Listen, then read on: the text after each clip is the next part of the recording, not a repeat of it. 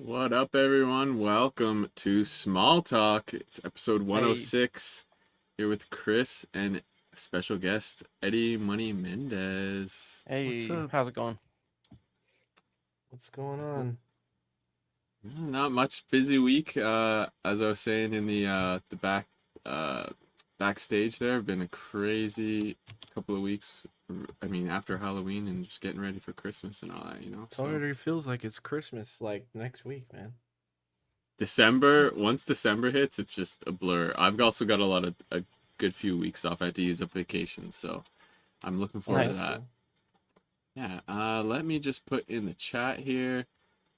Thank you, Toy Mafia, for tuning in. What up? And I'm gonna put in anyone who is Eddie Money Mendez's. Check out Made Media there. I've got the link in the chat. Cool.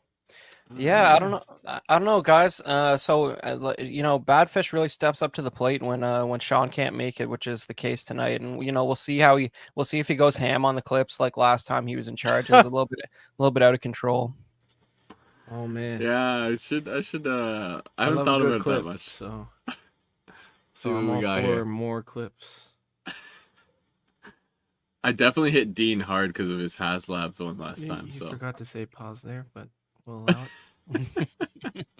we also got Alvin J. What up, everyone? And Absolute Irwin, even for the small scale love. Hey, what up, Jumbo? thanks for joining, guys.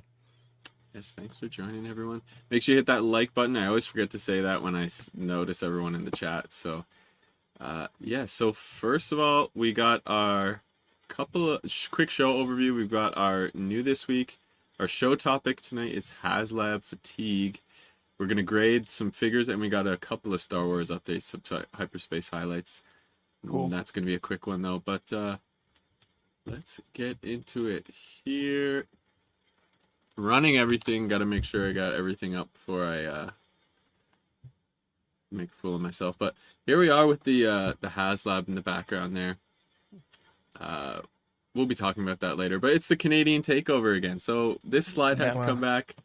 Get your poutine, get your maple syrup, and make sure you cuddle up if you're on the replay watching live. Just to get something good to eat and enjoy. Dude, I was playing the new RoboCop game, Rogue City, which is awesome. yeah. And if you can get it, you should. But there's a part in that game where what takes place in Detroit, obviously.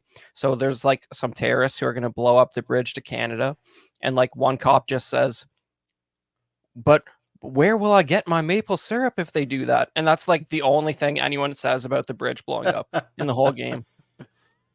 It is a concern. Come on. Solid game though. Solid game though. Yeah, it's like there's literally nothing else going on there. Clearly, it's all good. Wow. Let's quickly talk about that. Actually, I'm so behind on my gaming news. I didn't even know that was coming out. What is the is it a first person shooter, third? Like, what is it? Third person? Oh man, well, it's been getting a lot of press, but like it's a first person shooter, and it's like very dialed into the first two RoboCop movies. So like you got Peter Weller doing the voice, and it basically doesn't acknowledge the events of RoboCop 3, which I don't know. some people may or may. It's basically a new RoboCop 3 as a first person shooter with like I think he's the only cast member to return, but all the characters from the first two movies are there. This is the full game, or it's a beta right now? No, it's full. It's a full game. I'm stuck on the last boss, but I beat the rest of it. Wow. Yeah, It's pretty great. Some footage from it then. Yeah. Story. It's all story mode, or there's a multiplayer too? It's just a single player campaign, but it's nuts. But we won't get too deep into it. But I highly recommend. What are you playing? Is on it like PC or Xbox? Oh, okay. Is it like, I guess, like rated R? It's not rated R in gaming, I know. But I mean, like, it's basically lots of. It's like it's like equivalent violence levels to the films. Yes. Okay, I figured. I had a feeling, especially in games. It really feels like it shouldn't even be possible to release a game like this in the current year, but yet there it is. It's probably because it was a relatively small budget, small crew. Interesting. Well, I'm definitely gonna check out some footage of that. And Alvin has the great point of no bacon. I'm gonna have to add that. So, all right. And Canadian bacon. Do you honestly advocate Canadian bacon over regular bacon? No. I Because like the other both. ones, arguably, you could say are better. Like maple syrup is probably better in Canada. Maybe poutine is better than Yeah, like well, chili fries, but you go to like definitely a not bacon. yeah, well, if you go to like a Cracker Barrel or something in the US, you get table syrup, which is like who the hell knows what that is unless you get upcharged for the maple syrup. Jesus. The you mean like pea meal or thick cut bacon, basically, right, Yeah, Eddie? that's what they Yes. call it. Yeah, Yeah. like Okay. because Canadian bacon is more like ham, right? And Sort of. Yeah. American It's like a, bacon's yeah. more like the actual belly of the pig with a lot of fat. For me, it depends on my mood. I like both, and in Ireland, they love that sort of bacon. Like they cook that more almost, but they don't put the breading on it. But they cut it the same, so I'm used to that too, because my parents used to make it all the time. So I it depends on the mood I'm in. I like both. Wow. Yeah, my wife loves bacon too, so she'll like make it every day. Like not every day, but she'll make it like every week. If she could, Yeah. if it wasn't so expensive. But whenever it's on sale, we'll grab it and like just toss them in a sandwich. I think or your something. guys' biggest flex is the amount of talent that comes out of Canada. That's A fair. lot of our superhero talent is from Canada. Actually, most of our superhero talent's either from Canada or like the UK. Like, I don't think most of them are American. I There's hate a to see it. particular person that I found out recently was Canadian, and I was shocked. I can't remember who it was now, but there every once in a while I'll find out someone who is Canadian. You're like, oh no way. No way. Yeah, well, most of them don't live here anymore. They're big sellouts, you know. Yeah, a lot of them moved there. So right, so, and we've got Sean checking in, the Canadian Takeover, and Eddie. Yeah, What's there you up? go. Wow. Yeah, Trish Stratus also coming from Canada. Wow. Alvin J. That Yeah. I knew. That I knew since that's I a was a teenage random- boy. Yeah. Yeah, you know, I used to live in Vancouver, and you know, she would manifest in the public zeitgeist once in a while, doing some weird stuff. It's interesting. Yeah, Like I you, just saw Trish Stratus at LA Comic Con. oh yeah, That's too funny, man. Yeah, I think I saw her live once at like a WWE event when it was sick. WWF Yeah. still. yeah. Well, you know, the weird thing for me was like when I was in film school, one of the dudes in my class, like the highlight of his year was that, and from his perspective, he went out on a date with her. And this is back in like 2009. How's that But his perspective? well, who What knows was- that's how he described it. I'm skeptical that Wow. she's going on a date with a like 23-year-old film student, but she's probably like 35 at the time. But you know, it's a tall tale, but you know, she was in the right area for it to be possible. The diva era, man. The diva Yeah, era. man. Telling you. Yeah, well, you know, I mean, wrestling is like, wow. I don't. Let's not derail too hard here. But like, man, is it ever less interesting than it used to be? Put quite simply. But anyways, I stopped watching pretty much Yeah, I after haven't- like all the haven't watched in a DX and while. Triple H and all Yeah, that. Like I mean that's a mine was- while ago. Definitely early 2000 era was my main. Right. And I only really watched it because my brother's a big wrestling fan. yeah. If it wasn't for him, I don't think I ever would have watched. But But it's I definitely weird had how a lot of fun. exactly you get desensitized. Like you watch those clips from that era now, and you're like, how was this on television? It's Yeah. amazing. Oh, But dude. I It feel was that way the about a best, lot. man. Especially with today. Yeah, I feel that way a lot. You can't. I think it's easy to argue. Last thing I'll say about wrestling. It's easy to argue just by The Rock alone and Stone Cold Steve Austin. They were like the best shit talkers of Yeah. all time, and I think them both being there, like especially The Rock, he was just the best person to listen to, talking smack. Like his lines, like shining things up and things like turning it sideways. Like that line always made me laugh for some reason. Or like, man, there's Candy asses. Rudy Poo candy ass. There's just always something he would say that would just made me crack up. Man. yeah, he was classically trained. That guy, you know. Yeah. Maybe not. So you know, so action figures. Yes. yeah. New pickups, new this week. Well, let's get into it. Eddie talked about Oh, this a bit wow. on the main show, but we're gonna let our guests take the lead here because these are awesome. Yeah, I finally got. I said this too, finally, but it was a quick turnaround. I got in my Batman and Robin wave from McFarlane, and it did not disappoint, man. I loved unboxing these. I love taking the pictures. I even filmed the review for the channel, like, and I haven't filmed anything in a while. That's how excited I was to get these. So Nice. the wave came with Batman, Robin, Batgirl, and Poison Ivy, and then the collect and connect or build a figure. I don't know what term McFarlane uses, but that was Mr. Freeze. And I think every single figure was a hit, man. The likenesses are great. The paint is great. The articulation is pretty damn good on all of them. McFarlane still does wonky things with the ankles. First it was those ball pegs that I freaking hated, and then it was like, and now it's like these weird cut / hinge type of. They work. I mean, they get the job done, but they're real wonky and ugly looking. That's the only thing I don't like about McFarlane right now. But other than that, they get every pose you need to get, and I've been wanting to do Batman and Robin running pose from either Forever or Batman and Robin for the longest time, but you can't do it with the Hot Toys because like of that end scene when they're in front of the bat signal and they're running towards you. That was like one of my favorite scenes as a kid, so that was cool. I'm hoping they'll go all out with this movie stuff and give us the snow suits and also Robin in his like more classic looking suit with the green and yellow and cape and all that. I'm hoping we'll get that. I'm hoping we'll get different versions of Poison Ivy because she had a ton of different looks in the film. I'm hoping. This is one thing that I thought was crazy. Great too. How did we not get Bane as the Build-A-Figure? Like, just do a 5-figure wave and give us Bane as the Build-A-Figure. Well, I think all the things you said are coming, and that's the next one maybe. Like, because McFarlane, if they do like ice suits, different. Then they could do Bane as the Build-A-Figure. I'm thinking they love to do multiple waves. But but would those suits be a repaint or a new sculpt? Because if it's a new sculpt, I doubt you're getting them. I think it'd be a new sculpt because I don't remember how all the suits work, but I think at least for Batman, he has more of like the big bat symbol over the chest rather than the little symbol, but I could be wrong, and I have to go back and look. I would love to see somebody like go to town repainting that Mr. Freeze, because like I agree with you, except for like it's weird they could afford like a micron of clear blue plastic for his helmet, but like they couldn't do the same effect. 100%, all these little blue painted parts should be that clear blue. Yeah, and just with like a little bit, so you can see it like recesses a little bit or something.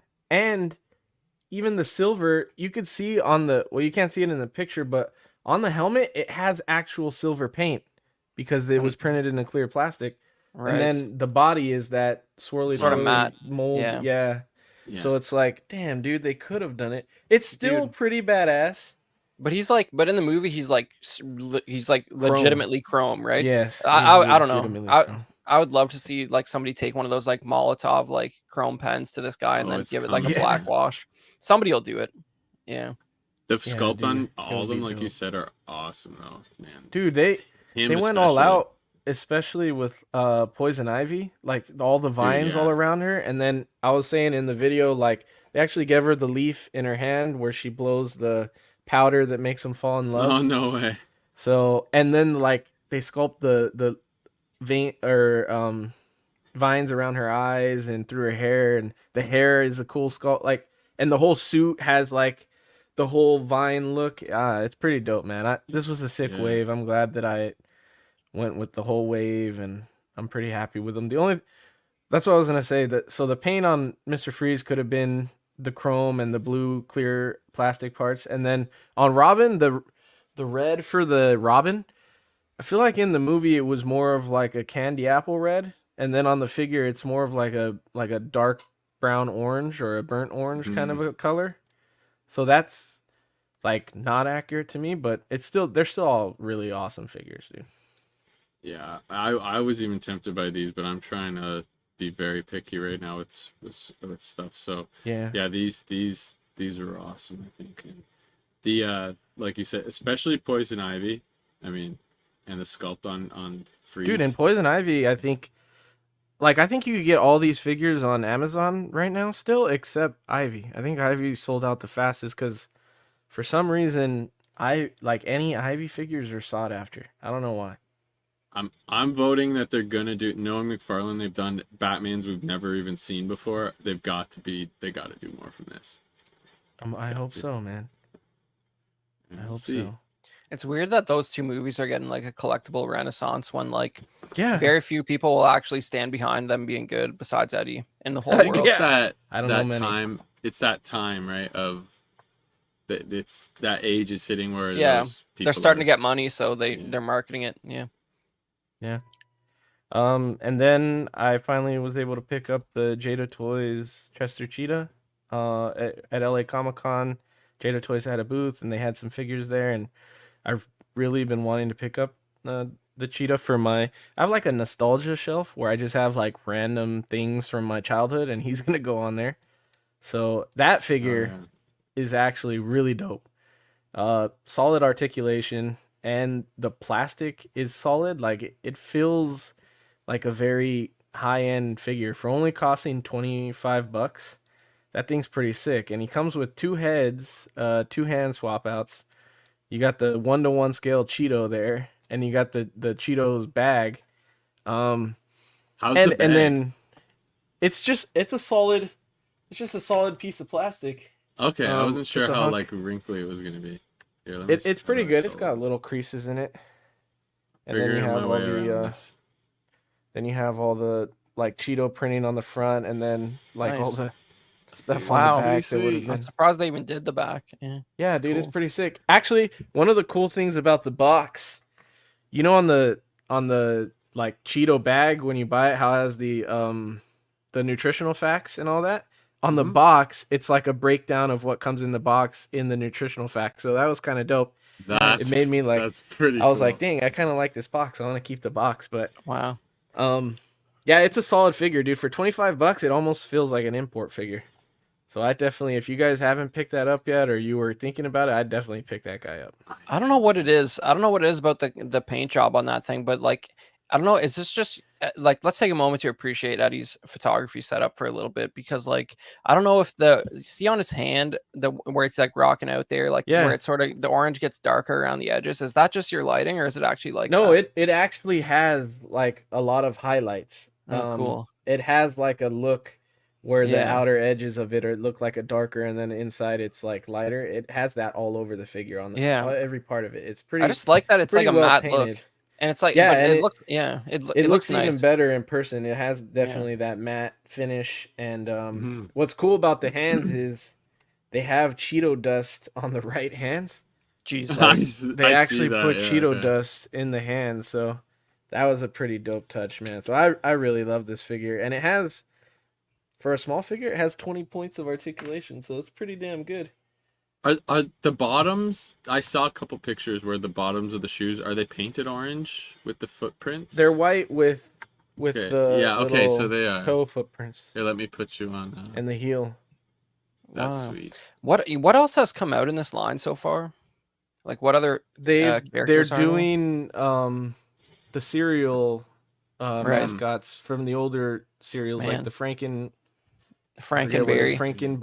and Count Chocula, and Boo Berry. Yeah, I was gonna say, it would be cool to like. It'd be cool. I can't wait till some photographers get a hold of those guys and like make them fight each other with like Mythic Legions axes and stuff. It's gonna be good. Yeah. Yeah, and then I definitely want to get. They had get this Cheeto Chester because of how cool this Cheetah was. I'm very tempted to get that new Mega Man that they announced, because you see they're starting the whole Mega Man series, and I wasn't super into Mega Man as a kid. I think I may have watched a couple episodes of the cartoon, and I remember playing a Mega Man game. It had to have been on PlayStation, maybe, and I don't remember what game it was, but I remember I played. So maybe just get the Mega Man and put him on my nostalgia shelf, but I'm tempted to get it just because of how good this figure is, dude. Yeah, dude, I really want to get this thing. And then on the right is Carapax, what's the name of the armor? It's the special armor that's in Blue Beetle movie, when the Carapax gets the Blue Beetle like transfused into him and his armor gets all crazy. That's like one of those giant figures from McFarlane. This was a Black Friday purchase. It was on sale on Amazon for $10, and it's normally $40.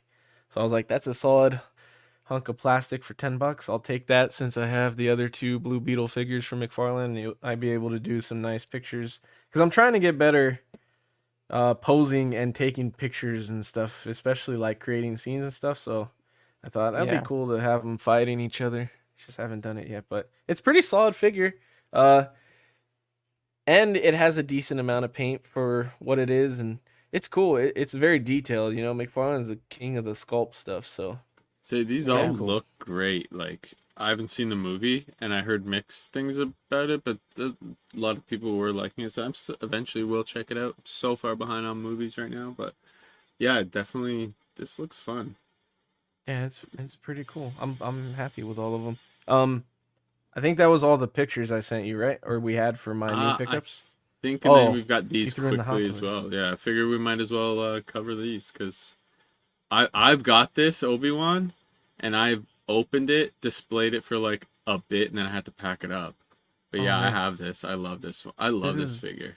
This is my second time picking it up. I had it before, and then when I went through my transition into statues, I lost him, and now I'm getting them all back, and I have a solid amount of prequel figures now. So, what do you think of the sculpt?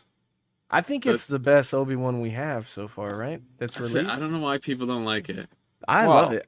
It's definitely better than that Kenobi sculpt. I mean, you can't be buying that. Yeah, like what the heck? Yeah, well, not to mention how much the show sucks, but in the Kenobi sculpt, he looks like the dude from Shameless to me. I hope they fix it. Yeah, they gotta fix that. They really do. I think the other contender but it is the armor one. Is that like this sculpt just repainted, or is it different? It's gotta be.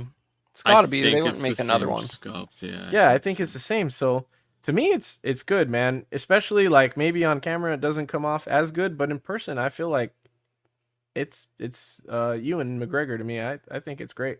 I think it comes off all right. I love this Spidey, man.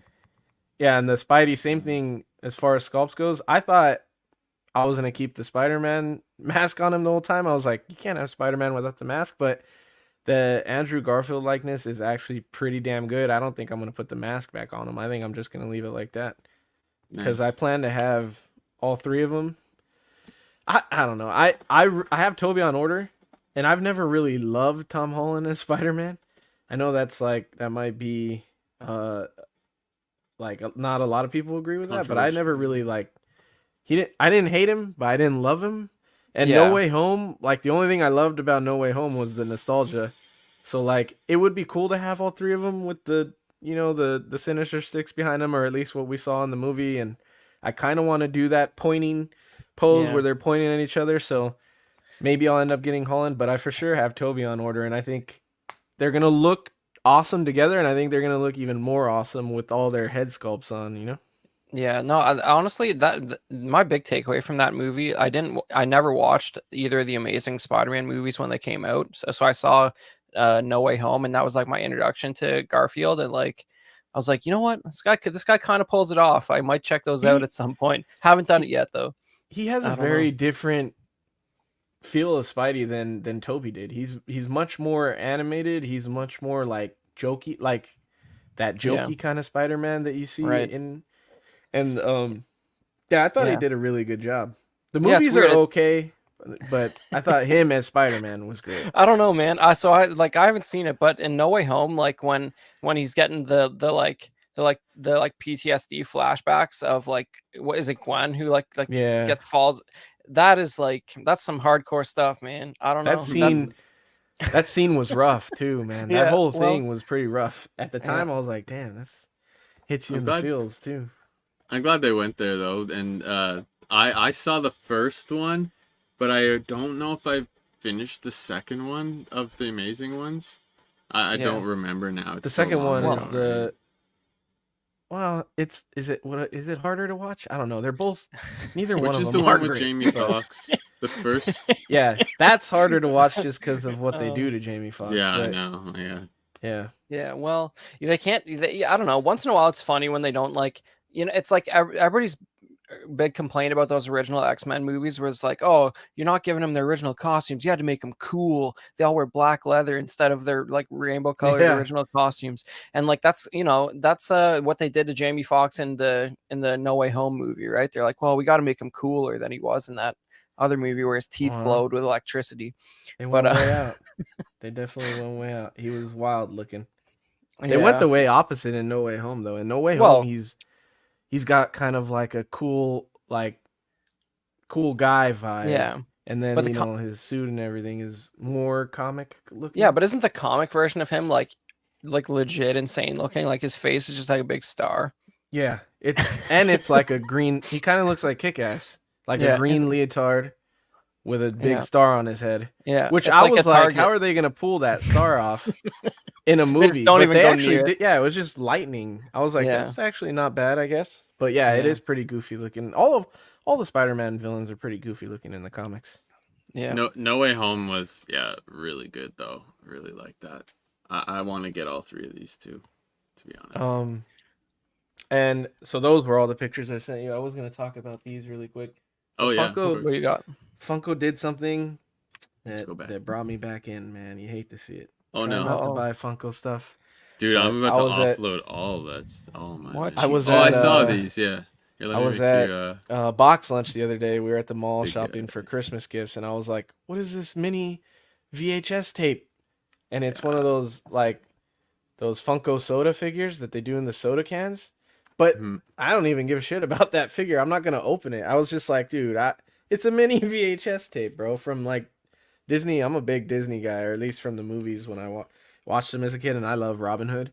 It's one of my favorite Disney movies. So I was like, dude, I gotta get this. Eddie, you're slipping up. You're slipping up, man. You could go to your local thrift store and buy that deluxe VHS for $199. And you know what? That thing probably cost $50 when it came out, and now no one wants it. It's literally collecting dust. But you hate. That's true. I could go get the actual VHS tapes. Take up less space. Smaller almost. Though, yeah. Well, it's thinner. Yeah. Sorry. But yeah. Yeah, they got me, man. I saw the Jurassic Park one. I was, this close. Man. At least it's not a pop, man. I know, right? Dude. Well, I bought a pop too, so I'm sorry, Chris. I bought a pop too. They got me. They're putting out more Digimon from the Digimon wave. Nice. And the Digimon wave is not going to be half as long as the Pokemon wave, so I'm kind of keeping it. They've only done, I want to say this is the 6th pop they've done from Digimon, and Pokemon they're on 100 already. Oh, dude. Yeah, so it's way easier to keep up with Digimon. So they get me now and again, man. I try, but I just love too much stuff. Alvin says you need the Tom Holland for their Spider-Verse. Disney shill. Yeah. And Dean, what up, Dean? Hey, what's up, Dean? All right, that's those pops, man. I have Star Wars pops. I'm literally they still get me, man. Getting ready. I've sold some of them, but I'm trying to just get rid of them all. It's the Cartoon Network, Disney, Digimon, the kind of niche stuff that gets me when I see pops. I'm like, damn.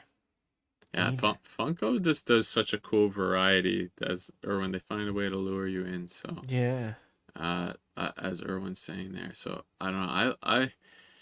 I think their variety. They're cutting back though. I think hugely on the number of properties they're apparently doing. I believe is their. Because I thought for a while they weren't making any money. Yeah, for a while it seemed like they were in trouble. Well, there was that big story where they landfilled tens of thousands of pops rather than putting them on sale because it would devalue them. Well, and they did whoa, look at they did a bunch of layoffs, no? A couple years ago? Good. Wow. God damn, Chris. I was gonna invite you, but I figured you were streamed too many days in a row, man. And I was also didn't even invite anyone till this morning because I was freaking We're 'Cause I've been legitimate. so busy. Podcasters. You're doing a hate on HasLab show, and you didn't invite Dean. That's why I wasn't sure. That's why I wasn't sure whether Dean would want to Well- talk about it or not. Well, he's the writer. He didn't want us to tell you that, but he wrote the talking points. Yeah, that's fair. He's the I didn't know that was what the show was going to be about. I was literally drawing right here, listening to music, and then I was like, "Oh, Small Talk is right now," and so I clicked it on, and it was you guys, and I was like, "Fuck, I'm already here. I might as well just join." Hell yeah, man. You love to see it. All Yeah. right. Do you have any new this week's, Dean? Yeah, I got a few. I got into Mythic Legions, which Yes. is perfect for Small Talk. I picked up. I don't know their names because I literally just got into it, but I picked up this Knight chick. I've already like swapped out some parts, gave her some shoulder pieces. I changed out her That's leg armor. Nice. you gotta like show us how that works or something. Maybe we'll do like a Mythic Yeah, Legion it's show or crazy how, something, like, man. interchangeable the I've parts always are. wondered that. Yeah. I originally picked up the Dark Templar, which is a knight with this outfit, but I just switched the parts with Skeleton Guy. Dude. That is highly sacrilegious, Dean. Nothing like Is a it? good screaming skeleton who is also a Knights of the Templar. You know, it's good stuff. And then this one, I wanted like a really cool, like all around knight. So I used a lot of the parts from the Dark Templar. I got rid of the cloak, and then I did a custom helmet with some different shoulder pauldrons. Mm-hmm. Dude. Fucking sick, dude. Like Damn. you could change out the feet, the legs, the waist armor, the gauntlets, the arms, the shoulder pads, the chest, the neck piece, the neck, and the helmet. All of it's interchangeable. Most of the parts from the females don't fit the males just because there's totally size difference. But some pieces you can, like the shoulder pieces. I believe the helmets all have the same neck peg.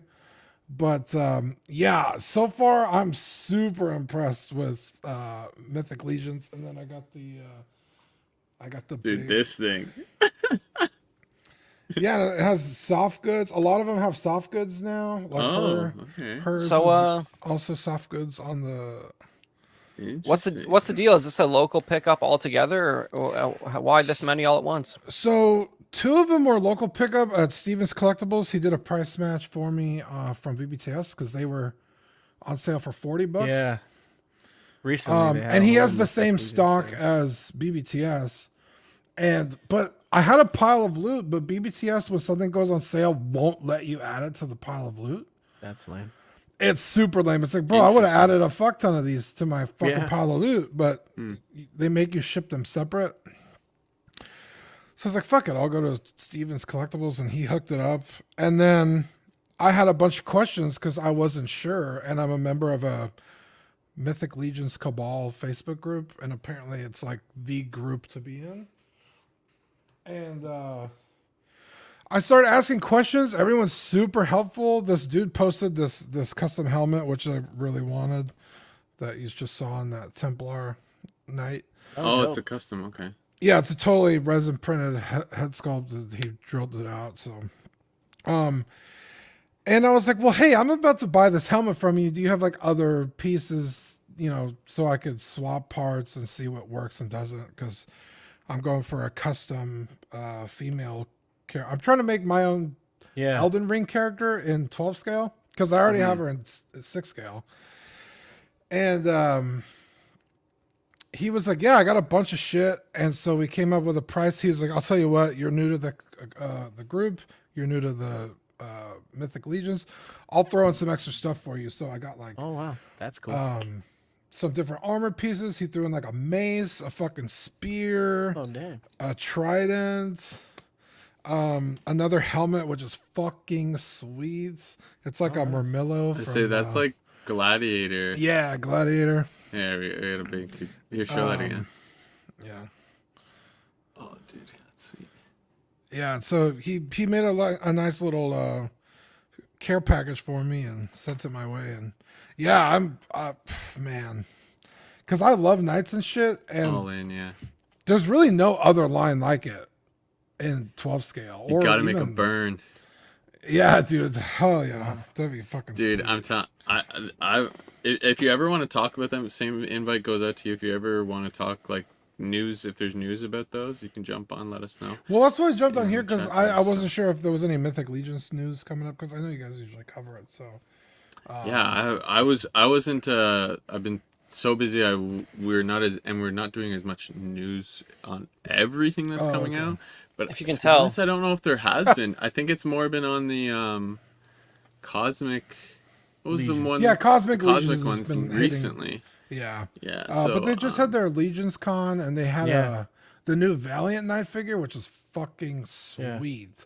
It's again, it's just your all around like cool Night figure, but you could only get it there. Eventually, it'll come out like a regular release.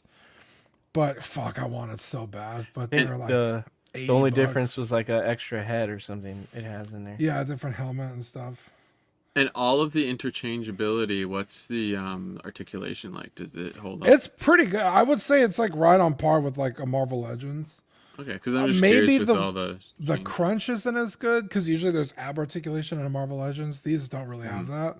Not that any of the ones I have anyway. But yeah, it's pretty standard. Single jointed elbows and knees, which isn't super great, but there's people in armor, you know. It's not like they're doing fucking Spider-Man poses. But yeah, I love it.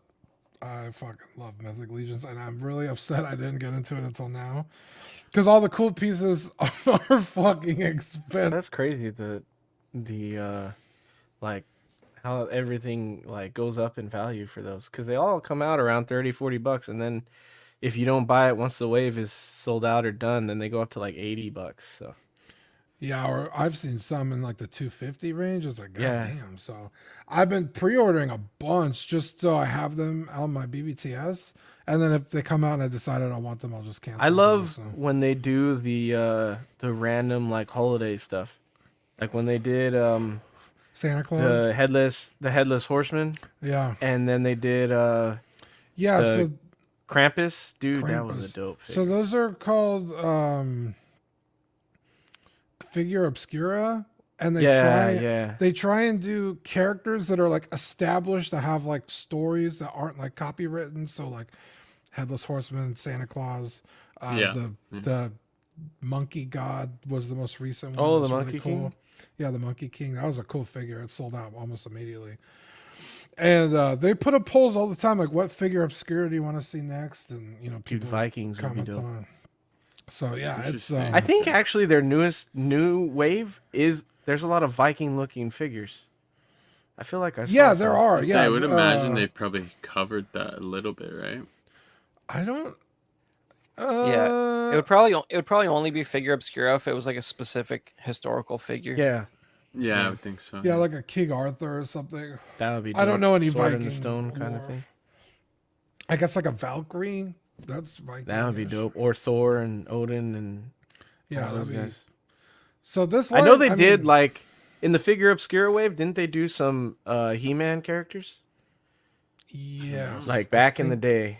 I feel like they did. I think they did like a Skeletor kind of guy. I'm just getting into it, so I'm like kind of diving in, but okay. It's like so much information, and like I said, all the characters have names, and then the variants, and then like the army builders, and sometimes the army builders are more expensive than the regular ones. It's like, dear Lord, like I don't, you know, I just asked everybody, and you know, they all gave me their opinions, and everyone's really friendly over there. Yeah, and then there's people that do custom outfits. So, you know, I sent a couple of people, you know, DMs about that, because, you know, my character wears a certain thing, and it's cool, man. It's a lot of fun. And yeah, that line, the Mythic line can be so deep, but now they're doing the Cosmic line, which is even crazier.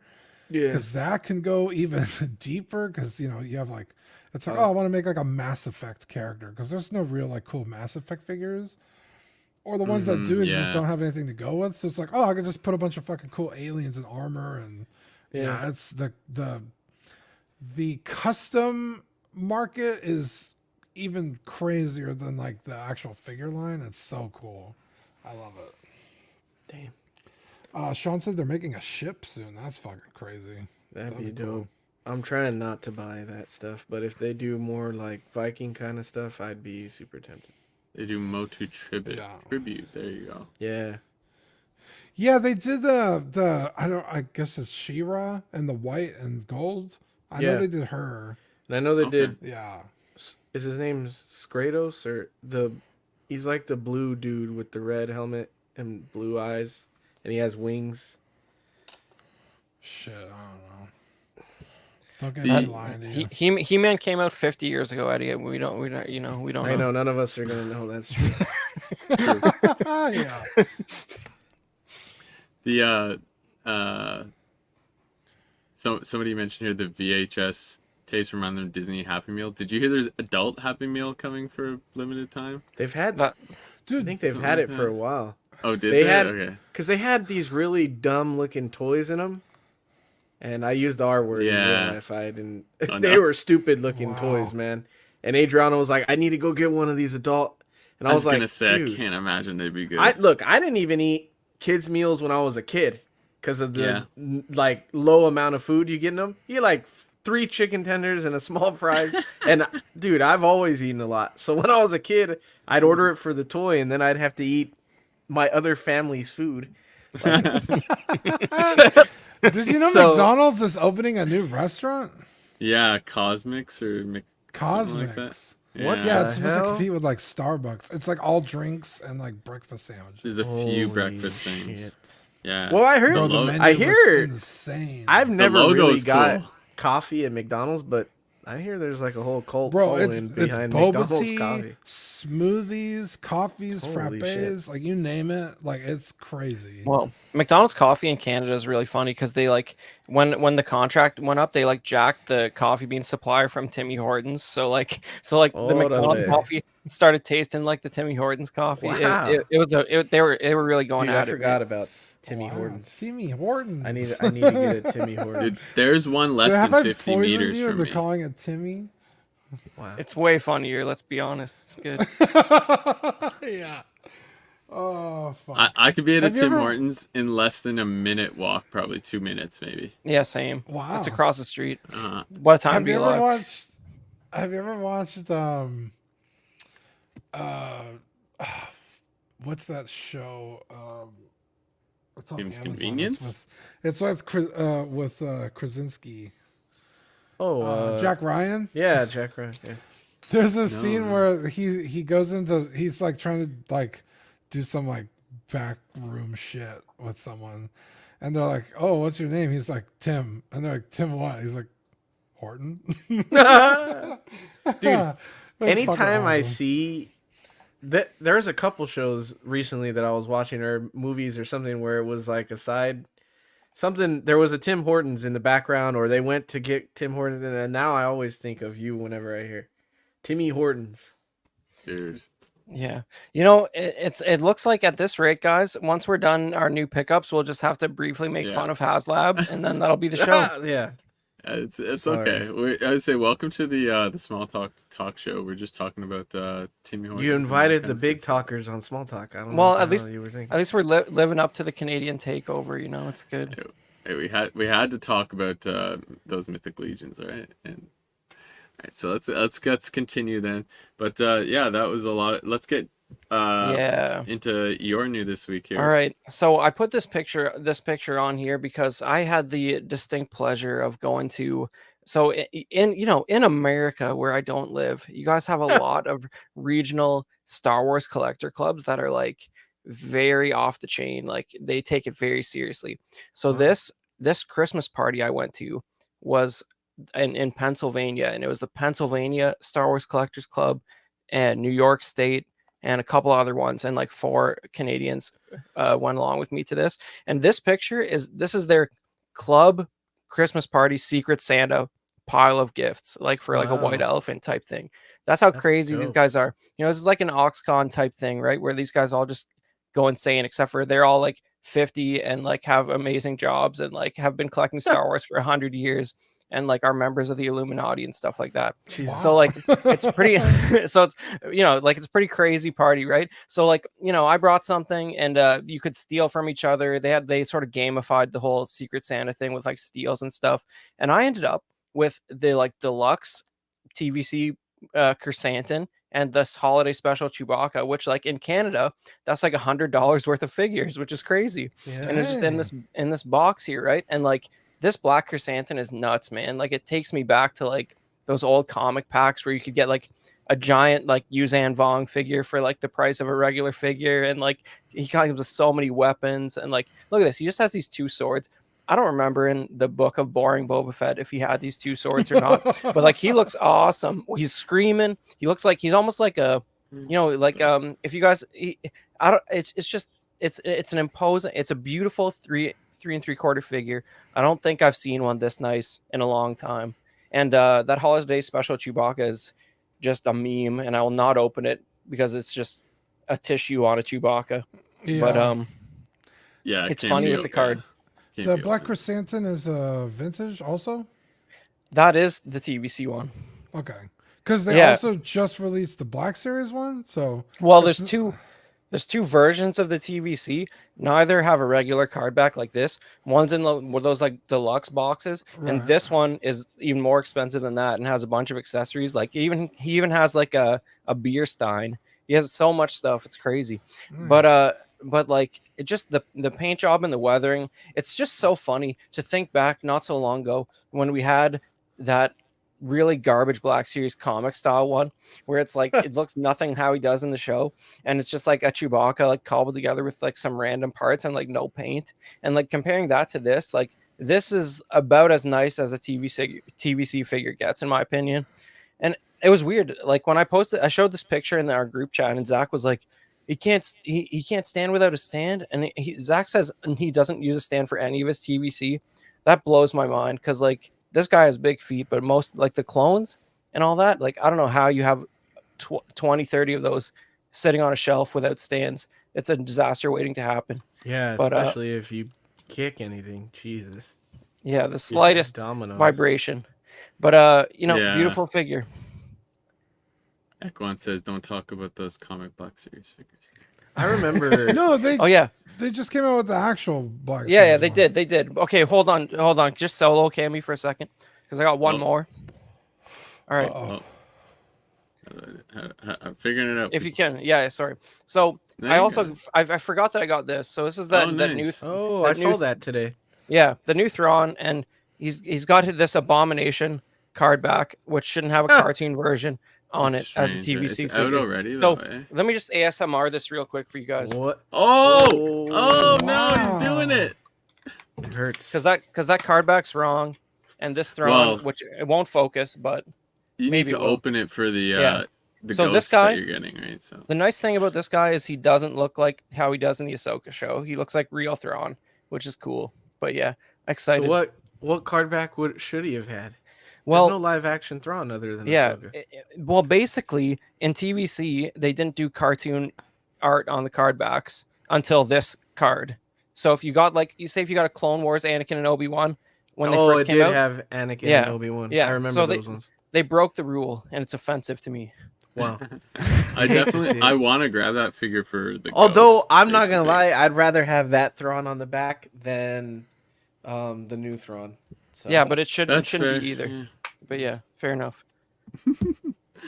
That's it for me. They should have put Benedict Cumberbatch in blue paint just for that card back, and then throw him on the card back. Or in Celebration Anaheim, they had this real wide banner where they basically used who's the 90s James Bond? What his name's escaping me. Pierce Brosnan. Yeah. So I'll try and find a picture of it later, but like they 100% used Pierce Brosnan reference for Thrawn on this Celebration banner. Of course, he never got a dime for it. That would be a cool image on a card back, but like this would have been a great Thrawn. Yeah. Well, this Celebration art, I guarantee was their reference. I'll post it in Ox later. It's really funny. There you go. That's cool.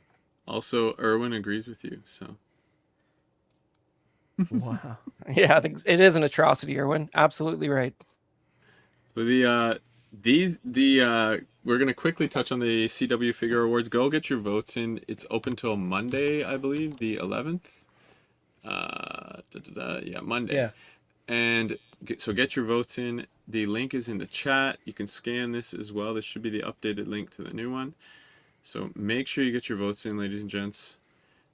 For most improved company, best overall, best under $35, best 1/12th, best non-traditional, best third party, best portrait, best 1/6th, and figure of the year.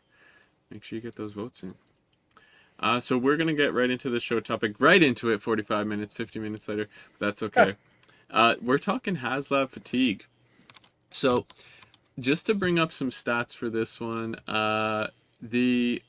this is the Ghostbusters Plasma Series, the Trap Inc. PKE meter. It's $300, $299. Available from October 27th for pre-order to the 11th, which is also to the Monday. It already has been funded and has all the unlocks at 18,500 backers. But that's not really our focus. We're gonna scroll through a bunch of these pictures here, because I've been thinking lately, especially after the Ghost, when the Ghost came out. Here's some of the tier unlocks here. But when the Ghost unlocked, the Ghost ran from, let me see my dates here. It ran from July. Actually, I couldn't confirm the date it started, but it ended September 5th, basically. I feel like it was at least a month, right? Yeah. It was September 6th, sorry. July 21st, I believe, was possibly when it started. Couldn't confirm this, sorry. Yeah. But September 6th was when it ended. And then we had the HasLab Giant Man coming out September 8th. 2 days later, they started another HasLab. And when that happened, I was like, what the hell? Should there not be some sort of gap between these things? Here was the Ghost before that, obviously, as I just mentioned. Then we had Giant Man. Sorry, I put those in the wrong order. And then just before that, which was June 5th to July 17th. So if the other one came out July 21st, it was July 21st, 17th. This was out for pre-order as well. So this is all in 2023. And then before that, I believe possibly, I was trying to confirm this was the G.I. Joe Striker. Yeah, that little tank thing. Yeah. Well, no, it was a jet. Jet, and that was the three. And Hiss that was tank? Yeah. No, there was the Striker was 3 3/4, and it came with like vintage style O-ring figures. But Yes. yeah. But that I feel like that was this year too. No. Yeah, that's crazy. Yeah, that might have been the very tail end of last year, is what I believe. So just to give you an idea, that's how many HasLabs we've seen in 2023, and here are the unlocks. The extra, just to give you some context, is the holder for the PKE meter and for the trap. They can go on your belt. I didn't get the pics of that, and then there's some schematics, some extra patches, and some stickers and some cards. This was the first set of unlocks, the tier unlocks. This is really cool. The display is really cool, but $300, and yeah. I mean, if there was maybe a bit more of a delay, I would maybe think about it, but I just got the Ghost, and that was $500. Well, you didn't get the Proton pack, did you? No, but I really want. Oh, really? And this is the same reason I didn't get it, though, was the timing for this. This runs from October 27th to December 11th. They're asking for $300 up front, and it's right at Christmas time. I mean, where are they at for funding? It's already backed 18,000 backers. It's all tiers unlocked. So it backed in the first few days, the first tier, like the actual unlock, I believe. How amazing would it be? You know, it's how amazing would it be for them if, like, look at that support, right? Like, if they could only figure out what to do with this franchise on screen, you know what I mean? It's like, and not make it weird. Was okay. Yeah, no shit. I don't know, man. I like it. To me, it's like I saw the trailer for that new one when I just saw Godzilla -1 last night, and like they had the trailer in front of that, and like I feel like, you know, the original movie is like a comedy about like degenerate like like middle-aged men, and like they sort of like lost the trick somewhere. It's like wholesome, like learn about granddad and all this. I don't know, man. It's just like find some new idiots to star in it who are degenerates. And I see what you're saying. 100%. I don't know. Yeah, I will say, I'm They with found you. Paul Rudd. That's what they did. he's not degenerate enough. Yeah, I'm with you on the timing of this, especially because, again, you have to pay up front. And I always shit on HasLab for this one reason only. It's shit that should just be on the shelf, right?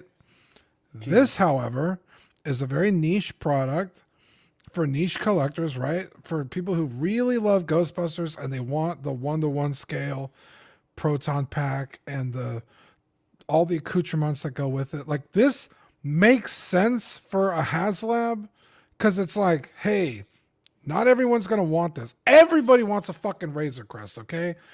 Put that shit on the shelf. Everyone wants a Giant Man. Everybody wants a Galactus. Like, that shit should just be available to buy. This is very specific, very niche. I get this. This makes sense to me. Would you say the same about the backpack, the proton pack?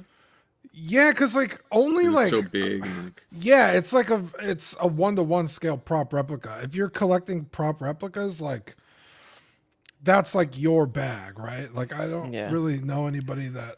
Yeah, if you have that, you have the Riva lightsaber, and you have all the other. Yeah, all the helmets and shit. Like, yeah, like. Yeah. And again, this is, and even if it's that one standout in your collection, like it's a 1-to-1 scale prop replica. Like I don't know, but do you guys go to Eddie? You go to a lot of cons. Like I feel like you can't. Like these guys are like the 501st. Like I feel like there's been nerds building this stuff. Like and what are they spending to make their replicas? Because I feel like ever since I've gone to a Comic-Con, I've seen proton packs and ghost traps and stuff. Yeah. And they have their little booth. They're like the 501st. I guess that's cost. That's what I was gonna say next. Is you can do this probably? I would say probably less than $300 in terms of materials and stuff. But the time required to do all the paint work, make sure it looks right. Yeah, you're probably spending well over $300. So like, this you have to have skill. You have to have a certain skill, right? I don't know shit about painting. I don't have the tools to do that. You know, you have to have like a fucking ventilation system. I mean, I guess you don't, but if you don't painting outside in the garage and everything's covered in fucking plastic wrap so you don't get paint on everything. So like there's like, again, this makes sense. This HasLab makes sense. I don't like this measured take, Dean. You know, you're being too reasonable about this. It's not, well, how about this? Somewhere I read, and I don't know if this is true because I don't like Ghostbusters except for the original movie because it's a comedy and I don't pay attention to the props that closely. But somebody told me that these are based on like the new movie versions of the prop and they don't match the original movie. And if that's true, that's a travesty. But that's all I have to say about that.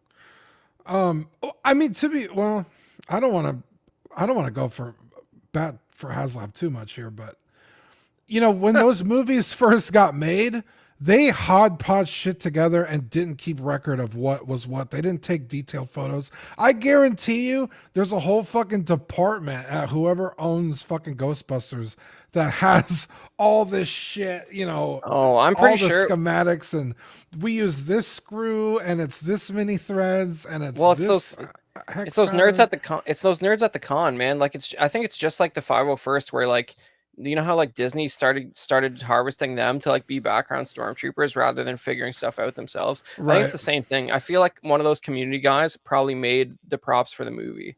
I feel like I heard that somewhere, but I wouldn't be surprised. It would make sense, but yeah, like something. I mean, like if you wanted to make Luke Skywalker's original saber, those cameras aren't just around anymore. So people either or make them themselves, and they're not exact, We lost them. Material's different. These screws don't exist. Whatever the little details are. Right. But yeah, I mean, for them to model this after the new movies makes a little more sense. Again, just because all that material data is out there. This might be from the original, his bookstore. Yeah, I think that makes sense. I don't this know. mentions 1984. I could be. Camp I would have to check. Yeah, Wakanda so. forever, dude. Yeah, man, I regret not being able to get the. I wanted to get the other one, but it was again. It's Christmas time. It was the same. It ended, I think, December 7th. For the Proton pack. Yeah. Man, I regret not getting that thing. That thing has like tripled, it's like I don't even know how much money it is. It's like $2,000 now or something. It's insane. And it was originally like 400 or 500. Well, you know, you got the ghost. You're living your best life. Badfish. Don't feel too honestly too sad about that. One day maybe I'll hit the lottery and I'll get one, or they'll remake it or something. But I'm not stressing over it. This is very cool. If I had that, I would probably be wanting this even more. But... They sold 20,000 already. Yeah, I feel like it's going to be kind of like the Razor Crest, where the secondary market's not insane on these, and especially because there's also 30,000 of the freaking packs, I think, though. But they're still crazy expensive. Yeah, that's interesting, but I think you'll see them out there, and there's always other options for packs too. It's a popular item in the sort of customizing scene, like we were saying. Joe P we'll in hit the some chat. of the comments there, yeah. Sorry. Yeah, Joe P in the chat makes some good points, right? About the Razor Crest. The box, massive. Target's not going to want to put it on their shelf. That is fair. Then make it a fucking online exclusive. You have to get it from Hasbro Pulse. They have their own fucking store. They have their own infrastructure. You got to fucking buy it through us. Well, I bought the BMF, the last version of it, off the shelf out of Toys R Us. They had like 5 of them there. None of them lasted long because you put out a cool product, people gonna buy it. Some stuff does sit, but which Joe P is saying here, right? That's fair. That is with some stuff, but some other items, it's like a Millennium Falcon or even probably an X-wing. A lot of that stuff would disappear pretty quickly, at least here in Canada. Off the shelf. I have never seen, and it might vary city to city, but San Antonio is a very collector city, I would say. Mm-hmm. I've never seen that new Falcon that came out. The what do they call it? The Galaxy's Edge. The Galaxy's Edge Falcon. I've never seen that on the shelf. Well, that was a Target exclusive in the US, and I think it was online. Yeah. I pre-ordered one. Well, then fuck, do that then. It's online only. Fuck. Yeah. Well, that's the thing, because like that wasn't that long ago. Maybe it was like 2021. I don't know, 2020 or 2021, and like it was the Galaxy's Edge was even earlier than that. No, oh really? Yeah. Well, it was. I think it was during the pandemic where it was mostly locked down and stuff, and it was so surreal going into a Toys R Us and seeing that thing sitting on a shelf. It's like, what year is it, man? That's crazy. That doesn't even look like it should be here. Yeah, or like the Boba Fett Starship. The remake of the Slave One vintage. I've seen that. I've seen that at GameStop. Yeah, it's like when you make the cool shit that people want, they'll go and get it. But I will say, Joe's right. Some people get complacent, like, oh, it's on the shelf, I'll get it later. Yeah, well, the weirdest thing to me is like I can't understand how He-Man product has made such a resurgence, but like for like 3 years straight, there'll be like giant Castle Grayskull boxes in, I don't know, in Canada at least, at like Walmart and Toys R Us and stuff, and like they seem like they're lingering, and they're like $150 and they're like a massive box. I guess they're a little cheaper than that TVC stuff. Yeah, I will say though, Chris, I mean, how many times have you sent a store report in the chat, and I'm like, I've never seen that kind of shelf ever. I mean, maybe it's a San Antonio thing, but like shit goes like that. In fact, if you go and watch General Kenobi's Bunker, he does store reports in San Antonio. He puts them on his YouTube channel. Shout out General Kenobi's Bunker. He just did one, and it was like a fucking barren wasteland. To be fair, it is the holiday season, but I was just like, bro, like, save your gas. Like, it's true. Don't go anywhere. It's true. Like, and whenever I'm in the States for work, in GameStop in the US, and at least where anytime I've ever been to one, is like it's you feel weird even being in there. It's so empty.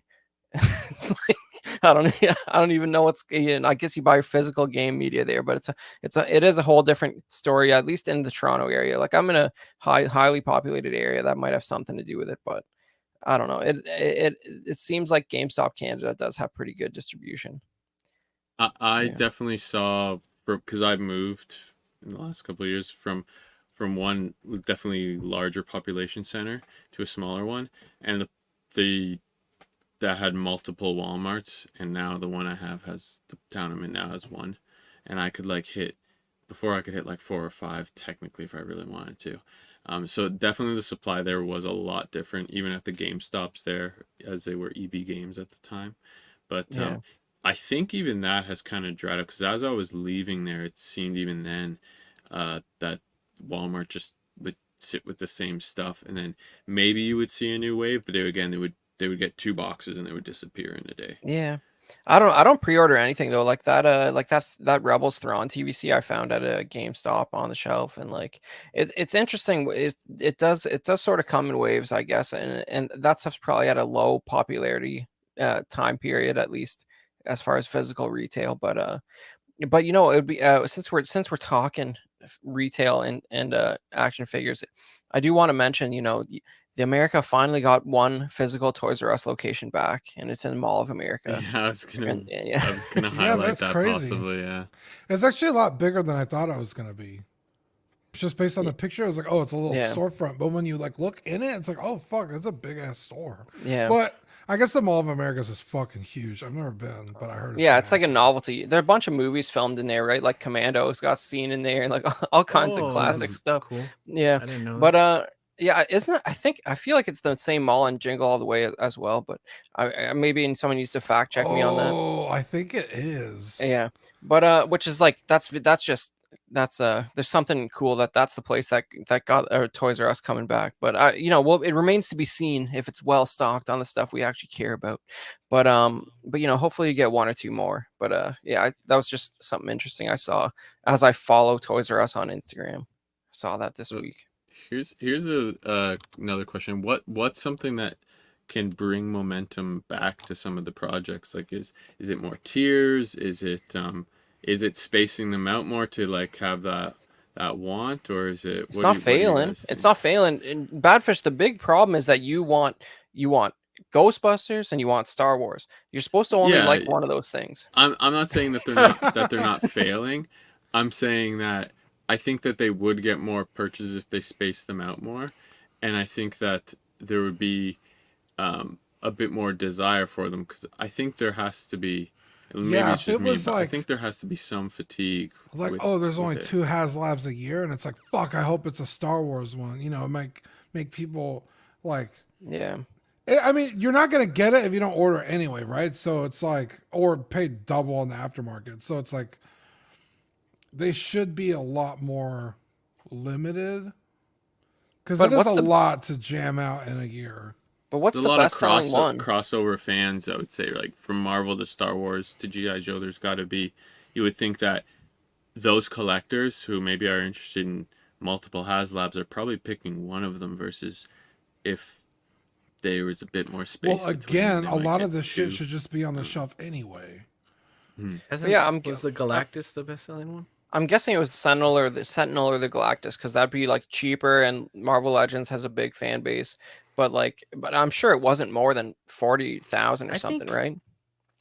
I don't think there's fatigue in HasLab. I mean, the only 1 or 2 failed. Mm-hmm. The Cookie Monster, right, and Cookie the Monster, Rancor. Reva, the Rancor. Oh, the Reva. And the Ghost. I think that's also a part. Oh, the car is actually the only. I was gonna get slides of that. That was before the jet, I think, or the helicopter. They just need to pick what is a HasLab better. Like, this prop stuff is cool. I don't think the prop stuff should be a HasLab. Like, we're not even used to, other than the lightsabers and helmets, like, Hasbro isn't known for props, so why are you putting props in a HasLab? Like, I feel like you can do that outside of a HasLab and still get the money you need to make that. Like, this feels more like a passion project than something that people are asking for. To be fair, lightsabers have proven it, and these well, things. All their lightsabers go on sale though. Well, not only that, but you could buy much nicer lightsabers from like 8 different companies for that price or less. True. That was fucking crazy. That was Star Wars fans will fucking pay for it. It's like, no, this shit sucks. Star Wars isn't on a fucking downfall right now. The odd thing. Even the original Neutrino one for this was available for a bit, and when it's sold out, they brought it back, and now it goes for big money again. So like that's another kind of, but it was not a HasLab; it was just available. Yeah. Well, they And were. I think There that's an example of what would sell well for Ghostbusters. there was a rumor for a while that that Jabba throne room that comes with Fat Bib Fortuna was gonna be a HasLab, and they like decided against it. But I feel like in terms of like intricacy and like production cost, like that's pretty comparable to this, and it's only like $50 cheaper too. So it's kind of like if you're around that $300, you could probably do it. What up, Danny? I just feel like, I'm not saying people don't want this. I just feel like it doesn't need to be a HasLab. I think people want this and they'll buy it just as an exclusive to the Hasbro Pulse website. But like the stuff that they should do as HasLab is things that you would not see otherwise. Like, how come they haven't done a Megazord as a HasLab the same size as a Galactus and a Sentinel yet? When Power Rangers Lightning Collection is one of their bigger IPs, and they have not done any HasLabs for Power Rangers.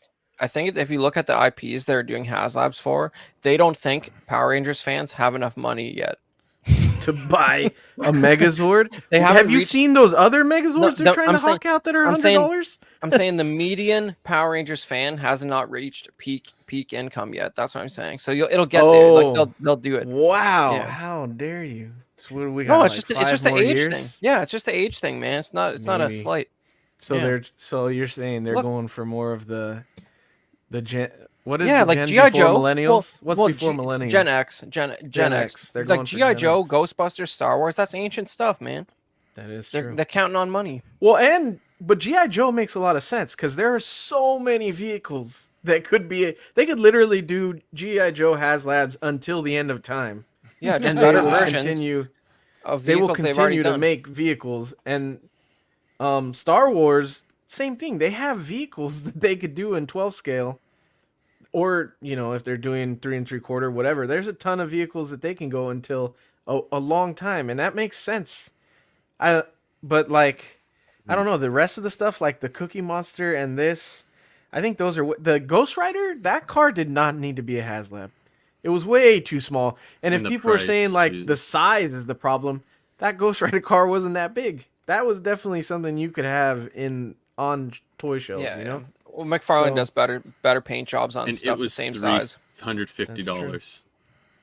Yeah, that was a great insane price. So although if that Cookie Monster, I forget what the minimum was on that thing, but if it was like 1,000, because that was like second HasLab ever, right? And if that thing was like 1,000, that would be a hot commodity right now. I tell you what, people would want that thing if it barely made it, and there was like a few of them out there. Yeah. But I don't know. So, just because it's like a meme, basically, because it failed. But so what do you think the sweet spot is of how many a year? So we had how many here? Let me see if I can do our count. Honestly, I think 4, right? The only people that are going to be triggered if there's a lot is if you need every single IP. Because I don't mind them doing one from each IP a year. So like one G.I. Joe, even 2, I guess. Yeah. Depending on the pricing and everything, 1 to 2 from each IP a year isn't bad to me. Like 1 to 2 G.I. Joe, 1 to 2 Star Wars, 1 to 2 whatever Marvel Legend ones. That's not that bad to me. And the G.I. Joe ones are way better priced, it seems. I don't know if it's because it's their well, Giant IP. Man was 200 or something, right? He wasn't crazy. Yeah. But Star Wars and the Ghostbusters ones, I feel like they are a bit more pricey. Well, it's paint job. It's also paint job. Like look at Giant Man compared to this. Yeah. Like look at the weathering and all the little parts on this. Like it's production time as well, And there's a lot of electric components to this. True. Giant Man's just a big build-a-figure. It shouldn't even be $200. That's true. That was the fact that this is only $300 is kind of crazy. Yeah, you think this is priced well? Because the fucking Reva Saber was stupid expensive. It was $500, yeah. And it's like who's why? Reva? Yeah. That's what I'm saying. Yeah. I feel like this could be a little less, but I think it is reasonable considering it does look good, like you said, the cover, the actual weathering and whatnot. The display setup here does look nice, so I will. But I feel like essentially you're getting 3 items, $100 per item ish. Yeah. But I don't know, and 150 right. for this maybe, and then the other 2. It probably looks. It is reasonable. And it probably looks better than those props did in the original movie by a good margin. Yeah. I think Eddie's onto something. If you have, let's just say Hasbro has 10 licenses and 5 are like, or let's just say it's 4 are the big sellers, right? Star Wars, G.I. Joe, Marvel, and miscellaneous, right? You could fit almost anything into the miscellaneous category. 2 per franchise, so that's 8. Yeah. 8 HasLabs a year. That would also kind of, like I said earlier, like entice people. Like, fuck, like what's the next Star Wars HasLab gonna be? It's got to be something fucking cool. Or even if it's not that cool, it's like it's 1 of 2 for the year. I gotta get it. And I think they just got to know their audience a little better too. And the Ghost gives me a little bit of hope. But like they had a couple real mulligans there with the Riva Saber and the Black Series Rancor, and it's like it's just know your audience, because like I could tell you which, like, just by if I just heard the name of what it is and TVC or Black Series, I tell you if it would fund or not. I guarantee it. And like when I saw the Ghost, even at 500, I of course I knew it was the Rancor could have been a badass. The Rancor could have been really cool if they did that. But if they did a whole playset with the like underneath Jabba's palace wall? And everything, they didn't even make Jabba's with the door and dude, I feel like that could. But that was 6-inch scale, right? Yeah, that's what I'm saying. It's too big, man. It would have been massive. Yeah, but there's especially when they're on the market. But there's on the market, there's like 3-4 statues of the Rancor that just look better than that, and they're the same size, and they're not even that far off in price.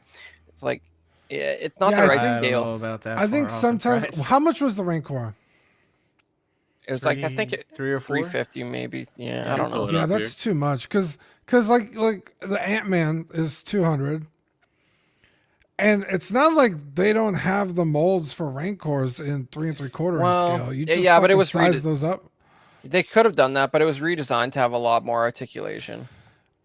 I mean, still fair, but like the articulation that this guy has. Yeah, but it had the Rancor had like the individual fingers articulated. No 3 3/4 Rancor had articulated fingers, for example. Okay, well that's, I mean, cool, but also unnecessary.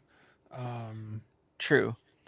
Also, but like if you need Rancor collectibles, there's no shortage. Like, get yourself the blue Force Unleashed Rancor from 2010. Get something cool.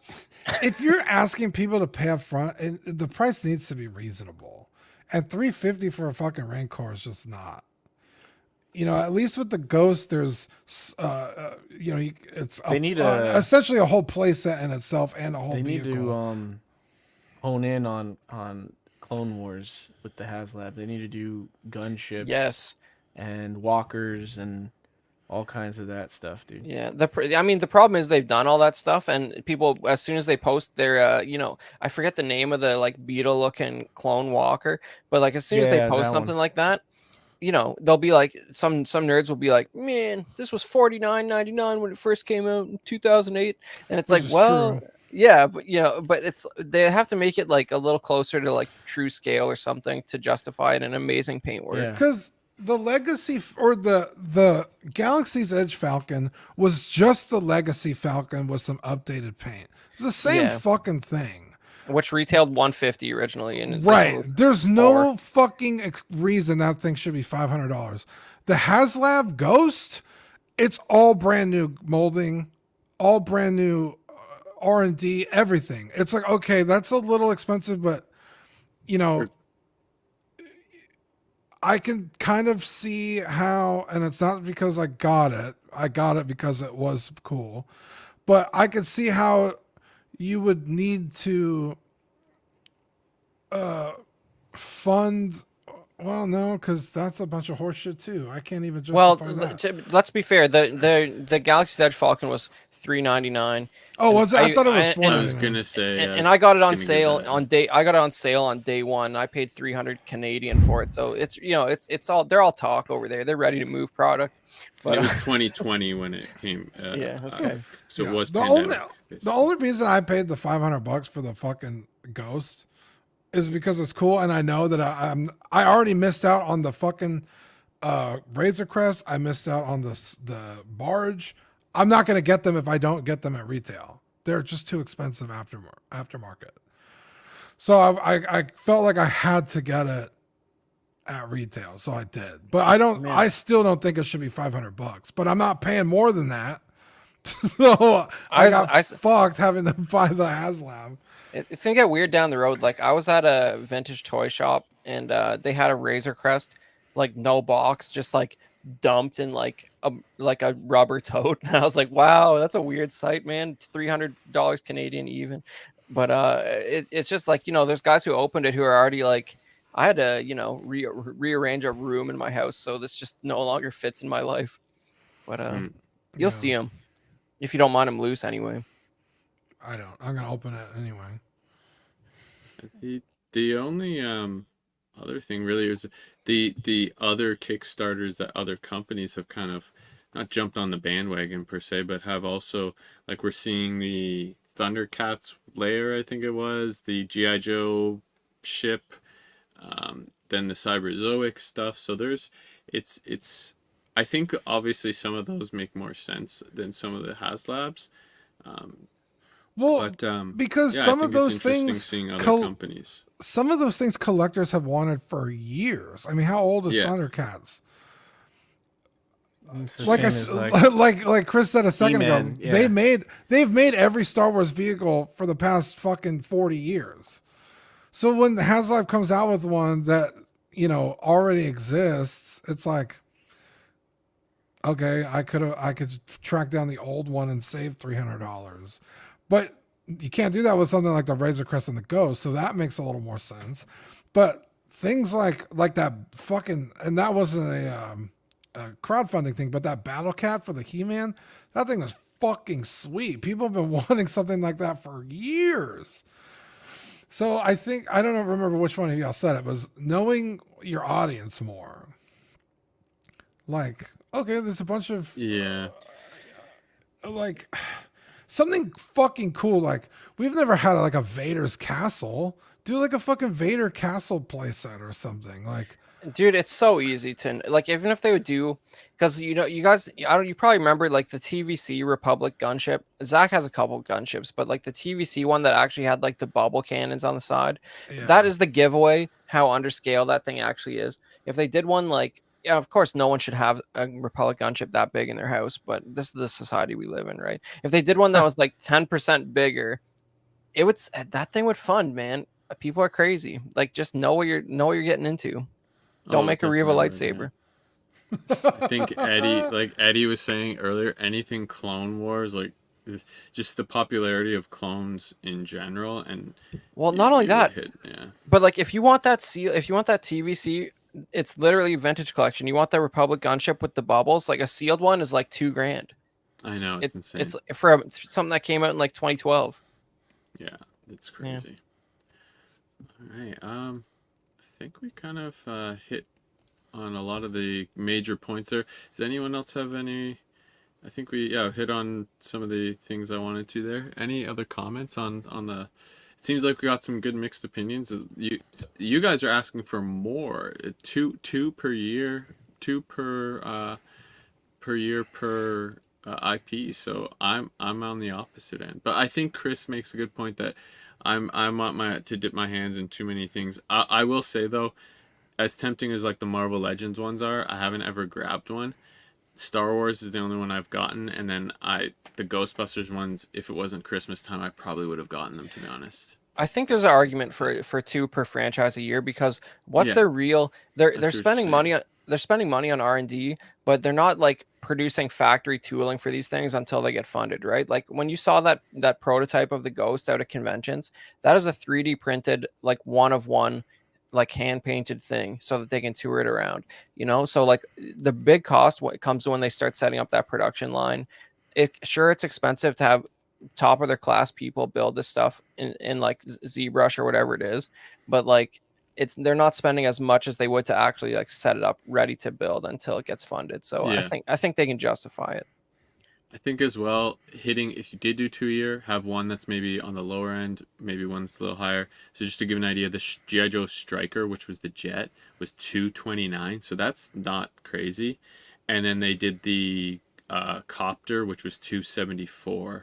And I don't have the Hiss tank, but I think it was $250-ish. So like, if you did 2 of those at the $250-ish range per year, I think that would be a bit. People would also be. You could kind of balance that, right? Well, I don't know, but you guys, I expected the Ghost to be more when it was. Of course we knew what it was going to be months ahead of it being announced, just because of insider knowledge. But I thought it would be 700 or something, and they realized that would probably be so off-putting from a marketing perspective that it would have hurt them, and they thought right probably and sold a bunch of them. So maybe through 500 US is the glass ceiling for TVC 3 3/4 vehicles. I guess, if that's what this was, they might hover it around there. I think they're finding the limit of collectors after the pandemic. A lot of companies tried to push that. We saw that with Hot Toys, I think. Yeah, but if you would have told me this would only be $100 more than the Galaxy's Edge Falcon like 3 years later, I wouldn't have believed that. You know what I mean? It's almost like that's against the trend of all their other price increases. It's not it's not in step with $20 TVC figures and all that. So that's very fair. They're tempered. Yeah. All right, so we'll run through these ones quickly here. Sorry, I don't know if I think we hit everything there, but some quick Black Series news. We have Hasbro was doing these for a StarWars.com Gift the Galaxy initiative. I don't know exactly what that means, but basically these were Target exclusives for $45. These were 6-inch, the Ahsoka 332nd, and a Phase 1 Lieutenant. I think it's Phase 1. Yeah, Phase 1 Clone Lieutenant. Yeah, or I think it's Lieutenant. Sorry, I was confirming that. And then we've got the 4-pack. Which comes with Lieutenant 332nd, and then 2 shinies. So yeah, that pack is $54, but that's going to be more widespread. They thought it was going to be Hasbro Pulse exclusive, but it's available on like Amazon and all kinds of stuff. So if you want some clone builders, that's pretty cool. The 2-pack, it's too bad it was an exclusive. I try to sometimes cherry pick some. This might have been one because these 332nds were hard to get in the single box even for the 6-inch. I think it was on sale too already. But, people were finding it like $10 off. Oh, no way. Yep. Yeah, so I don't know if we might see this in GameStop in Canada, very likely, if it comes anywhere. Just FYI, anyone there. That's usually where I see those sorts of exclusives, so I might be able to get my hands on it. There's so much clone options that I'm overwhelmed to what line of clones I want to collect. Yeah, any interest on I don't know if I want 6 scale, if I want TVC, or if I want Black Series. I'm not sure. Yeah, TVC, I don't know. I think, is the best bang for your buck because I feel 6 scale for the main decent. 6 scale for the main named clones, right? Like Cody, Rex, Jesse. That's what I'm thinking too, but I don't want to double dip. Well, I mean, Ahsoka clones are kind of lame, let's be honest. Like, what's really going on with those orange masks, guys? It's not doing it for me. But really, I fucking love them. I don't know. They had one episode right in season 7 or something. But it's I don't know. For me, it's just the biggest thing that makes me happy about this is just imagining crazy old Tamir Morrison just walking around high as a kite, seeing he has more action figures that he doesn't know what they are. Apparently, Black Series went up. The Black Series went up at $25 and hasn't adjusted their price. So get them while you can. Target. Yeah, I was gonna say, I think because you said a second ago they were like $40. I was like, I think they had them for like 20 because somebody was like, "There's no way this is supposed to be $25. It's 2 clones." Alvin started collecting backwards on 1/6, so it was expensive. So and it's a lot of space. That'd be that could be 2 shelves. You could have one shelf for 501st alone, and then a whole nother shelf for a different battalion, and it's like, God damn. Yeah, I'm you definitely really leaning gotta- more towards you- 6 or TVC. Or 112 for TVC. And in terms of army building, I do TVC. In terms of getting like all cool custom clones, I do Black Series. And then for the ones I really love, like again Cody Rex, I do 6 scale. That's a good So like one. I have like Bly and Gree, all the old sideshow Yeah. ones because Hot Toys hasn't done them yet. Yeah. So yeah. You definitely need to plan out your display for Star Wars, at least in my like, because there's so, like you said, there's so many scales and options. You have to think, okay, am I gonna have, if I have this vehicle, what kind of figures? That's the only reason I kind of buy TVC now. I cherry pick them to accompany vehicles because there's just too many to get, and I can't just justify having a whole shelf of TVC. But Yeah. that's where I try. Like, I could see if I got like a clone vehicle, I would definitely want to toss a few of these guys in or something. But right now, just having them on the shelves, I'd rather have the 6 scale, like Dean's saying, with pick those commanders out and maybe have a couple shinies. I do have a shiny 6 scale that I got one of those. So I'm yeah. There's just so many options with Star Wars. Well, yeah, and you can go back and get those clone vehicles loose pretty cheap. Like you get a nice Republic tank or something to go with this set. It'd be cool. And I don't feel as bad about missing the smaller scale stuff because and even the 6-inch. I feel like yes, they sometimes go up a bit in price, but they're easier to find than a 6 scale because, like Alvin was saying, sometimes it's hard to collect backwards on some of those. But it depends on the era you're buying because some of them were mass produced, the 6 scales even. So. We'll go into grade the figure though here. This is from my childhood. I saw this and we have to talk about this. This is I had this figure as a child.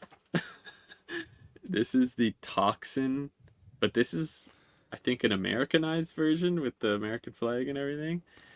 But yeah, the Toxic Avenger, right? Yeah, he's Toxie, I believe is his official name. But yeah, Toxic Crusaders he's from. And he's 7-inch scale from he's gonna be $54.99. And yeah, he comes with 6 hands. As you can see there, the bandolier of grenades, this mop with the flag, and I think What's going on with base that or mop? something. Yeah. So Oh, this the is like handball cover. this is like if like a barrel of poison landed on Captain America, basically. The idea Yeah. here. Yeah. This is Super 7? Sorry, yes, I believe so. I will though. Yeah, Super 7 Ultimates. Yeah, Sorry. that's like Super 7. I like Super 7 stuff, man. They make cool stuff. I love I Super would give 7. this a B plus for the all the paint. I mean, the sculpt is cool. I mean, this is just kind of a cool nostalgic thing. They're not going to be able to really reuse this sculpt anywhere.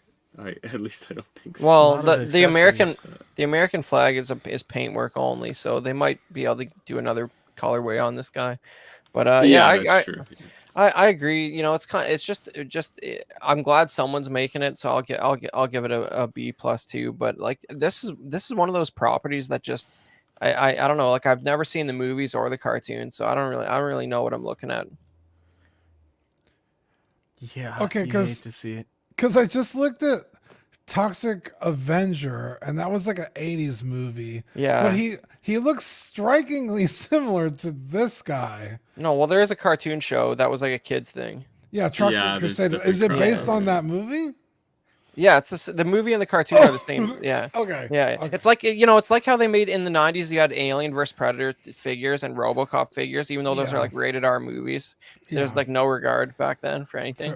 Fair enough. Fair Yeah. enough. Yeah. Okay, yeah, I see he's got the mop and everything. That's hilarious. Sorry, Chris, did you say B plus as well? Yeah. Okay. Yeah, it's It's fun. Yeah, Super 7 has a really cool habit of doing awesome 80s cartoons in toy form that are just it's like not 5 of articulation, but it's like based on figures that used to be, and they just knocked them out of the park usually. So this is I don't know what this is, but it's objectively cool. Because now that I'm looking at Toxic Crusaders stuff, like I see all like the old toys and the cartoon and screenshots, and it's like, oh, okay. Yeah. Someone out there grew up with this and loved it. So yeah, and I'm sure the original like Trauma Pictures movie is like I'm sure it's entertaining. I haven't got around to it. I think there's 2 or 3 sequels. Rogue Traveler saying Super 7 needs to do South Park. Good call. That'd be hilarious. That would be I don't know what articulation they would have though. Maybe you stick to your Funko Paps for those South Park. They don't need it though. They'd be Dean, what'd you grade this? Hinges. Just hinges. I thought it looked cool. I like it. You give it a letter grade. A, B minus, B plus. It's not like, I guess like if you grew up with this, like he doesn't traditionally wear an American flag, so unless you're like a diehard fan, you would pick this up. But I would like a B. If it was like his regular outfit, which I believe they also made, it would be an A, because it's like, yeah, they nailed it. Yeah. That's what he looks like. All the articulation you want, nothing too out of the, because sometimes too much articulation ruins a figure. Oh, yeah. So it's like, hey, he can move his arms, his elbows, his hands, his knees, his hips, his ankles. Like, that's good. That's solid. What about you, Eddie? Yeah, I'll say B. It's a good looking figure. It's well painted, and the accessories are amazing. I love the amount of accessories you get with Super 7 figures.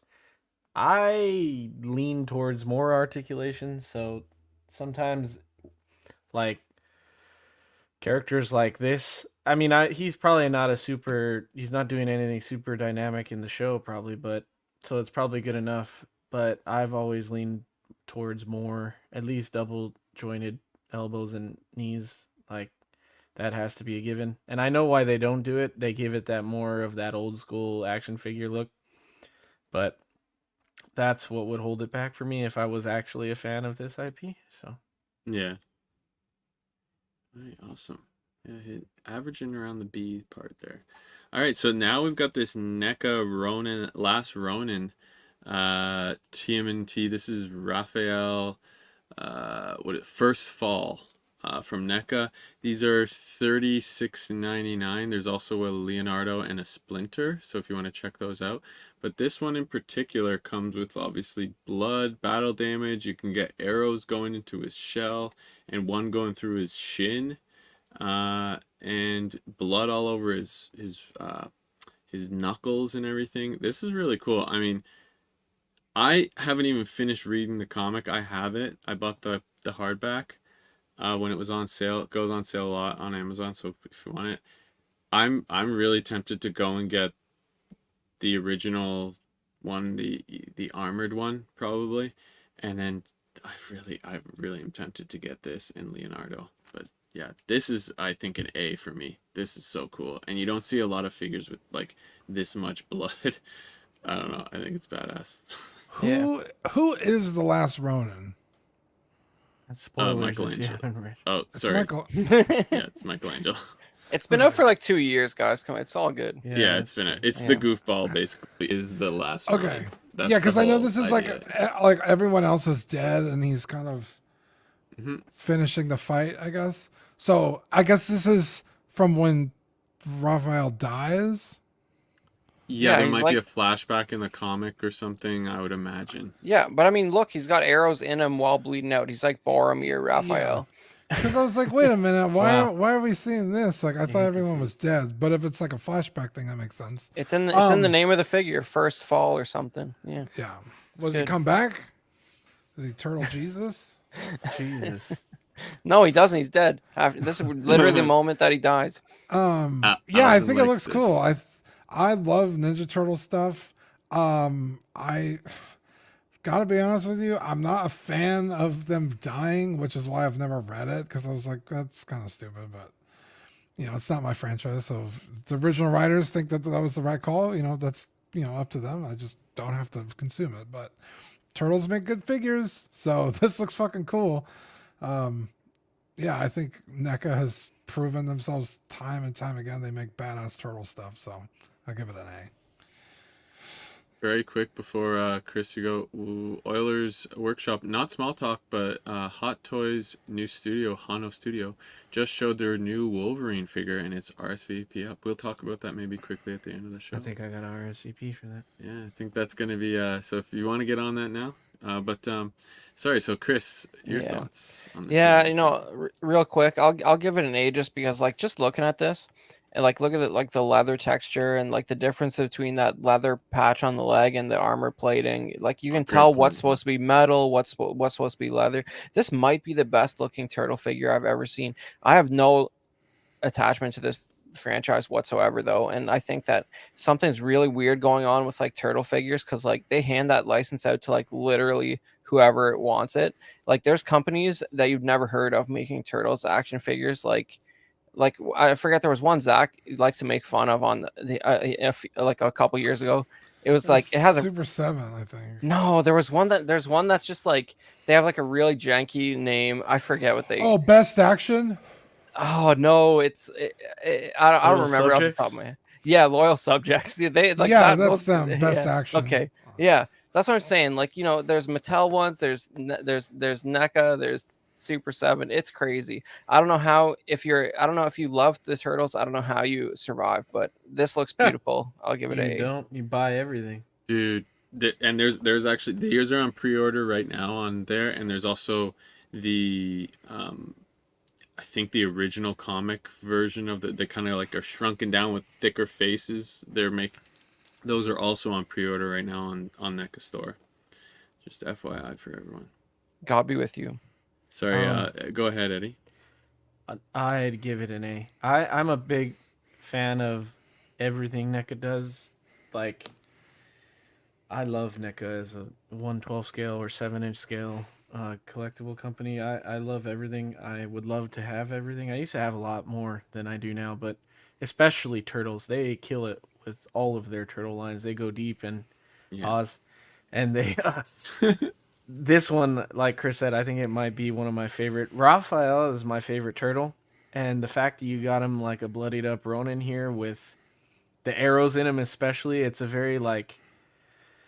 It's a big thing in Japan that like tells a story of like the, you know, he's been through some stuff, and the fact that you can represent it in figure form right there, that's pretty sick. And I love the blood and all that. So when I saw it, I was like, my instant thought was like, I need to get this, but like I don't collect animated or comic turtle stuff, so I'd just be getting it just to have him as that beat up Ronin look, which is fine. But with everything that I buy, I try to not buy stuff that I don't absolutely need.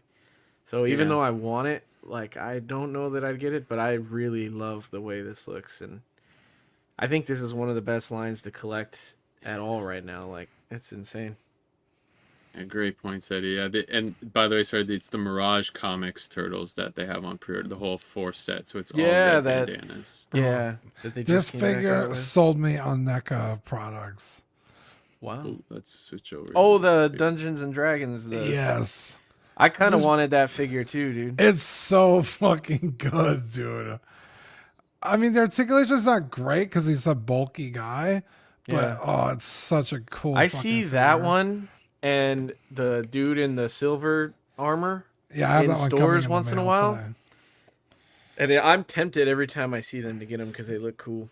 Bro, this one for sure I would own. The other one I do have, like I said, it was in my pile of loot, so I got that this week, I think. But yeah, this was so cool. This is why I got into Mythic Legions. I was like, I need more shit to go with this guy. Yeah, like that. Yeah, I would confuse that with it, to be honest. Looking at so Ekwan is saying 37 on NECA with $12 shipping. Wait for Target. Not a bad point there. Alvin asking if Marco will get this, and he's too traumatized. He's not gonna do it. I actually think he might. Not this, but we were making fun of him the other day because he was thinking about getting a NECA thing, and I was like, "What the hell?" So his explanation is he'll never buy directly from NECA again. But he'll buy NECA from like Target or other distributors. He just won't buy directly from NECA. I think I've talked about it at one point. I will one day go down this rabbit hole. I need to send them another email. I got totally screwed by NECA, probably a lot worse than Marco, and I still buy stuff from them. But I definitely cut back my purchasing from them severely. Like there's ones that I would have, and then I was like, you know what, I'm not going to. Yeah, Ekwan's saying, yeah, you'll drown in turtle stuff. There's so much. But yeah, definitely cool. Lots of love for that. All right, so we've got from Storm Collectibles the Fei Long. Wrong window. Sorry, lads. Fei Long, the Ultra Street Fighter 2 Final Challenger action figure, coming at $84.99.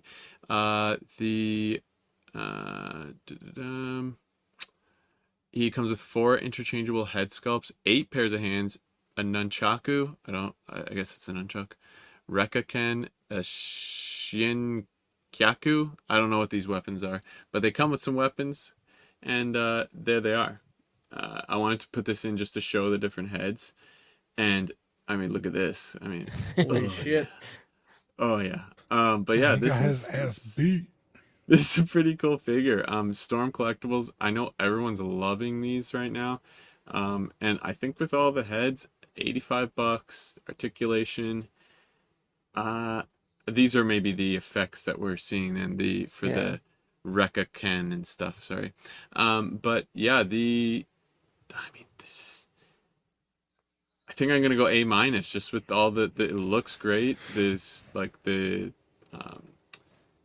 not a whole lot they can do with it, but with the body paint, the body looks good to me, and yeah, lots of options with the faces or head sculpt. Sorry, A-. Yeah, I like Street Fighter, probably not as much as the next guy. So for me, I would just stick with the Jada toys, which are a third of the cost, actually a fourth of the cost. Okay. And I think they, pretty serviceable figures for $25. Like, it's pretty solid. That being said, objectively, I think this looks fantastic. The articulation is better. Just the poses he was doing. But the Jada toy is no fucking slouch. That thing could get into crazy poses. But yeah, I think if you want the best Street Fighter figures, you could buy, it's hard to argue that Storm Collectibles aren't really fucking good. So yeah, probably an A or a B. Just the price is so crazy, especially if other companies are doing pretty good for a fraction of the cost. It's a very fair point. Yeah, Ekwan's with you. He sold off all his for the Jadas. Wow. Big moves, making big moves, bro. Dude, for 25, it's crazy how good those figures are. 25. Yeah, I didn't have that context. I kind of forgot that those were that cheap. Yeah. So. And I like Storm Collectibles. They don't do a franchise that I love that I'm like, fuck, I need to do that. Yeah. If they did like Soul Calibur, I might be tempted. Like, hey, Ivy, I love Ivy. Nightmare, Mitsurugi, I love Soul Calibur. So that would be cool. But they do have that style franchises under their belt, so that could happen eventually. So I love the sculpt in the mouth here. Look at how you got it. Dude, that guy got his ass beat. He looks like Raphael with all the arrows sticking out of him. Yeah, I had to get the close up of that. Sorry, Chris. Yeah, I don't know. I'm a bit of a Street Fighter Philistine, like the game never really hit me like that hard, like I never got super addicted to it because like I was never around a couple people who like were like good enough at it to like do anything interesting. And to me, I don't know, something about the shirtless chest and the way the articulation looks. I'm not crazy about this for some reason. I don't know what it is. Like maybe it's the sort of mid chest cut there that looks like it couldn't even turn if it wanted to, just because of the shape of them. And then like the like butterfly arm stuff. Like I don't know. It's not really doing it for me. And I think he's not terribly iconic compared to like the top 4 Street Fighter characters that I actually know, because he just has black pants on and that's about it. So he's like a guy with black pants. as a Street Fighter non-aficionado, and I'm not crazy about how the articulation looks, so I'll give it a C. I love Storm collectibles. I'm not a big Street Fighter guy. I didn't grow up playing. I think I'm more Mortal Kombat, but even that, like, I was never big on those games. I don't know why. I must have been playing other shit. I was playing in arcades. I was playing a lot of Dance Dance Revolution, believe it or not. So there you go. I wasn't playing 1v1 or fighting games anyway. I was playing Dance Dance and the Terminator or the Jurassic Park shooting games. That's what I was playing. Yeah, something good. Yeah, there you go. Wow. Yeah, well, you know. But this has its fans. saying, yeah, the IP, take away the IP, like, I love Storm figures. The only ones that I have are the some of the Golden Axe figures. That was my That was my Storm and my nostalgia a bit. So, and I think with Storm the selling point is big beefy dudes. Pause. If there's a character that you want that's a big muscular dude, you gotta go with Storm, bro. Yeah, dude, like Zangief.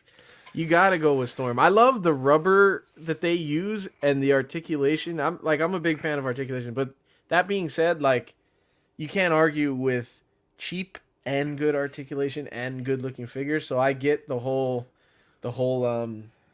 Cheetah toys, right? I get that whole thing, how that line is so popular right now because they look good.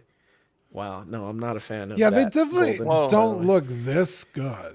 There's definitely a clear... Yeah, you can see the price difference, right? Yeah, right? Like 100%. You could tell one's a higher end figure, but also I think what I've heard from Storm, the complaint is like sometimes they don't finish the line, or it takes years for them to finish the line. So, and it seems that Jada is doing that quickly. So if they're doing this guy, they must be near the end of the line, right? Like he's guy with black pants only. Wow, that's Bruce Lee, man.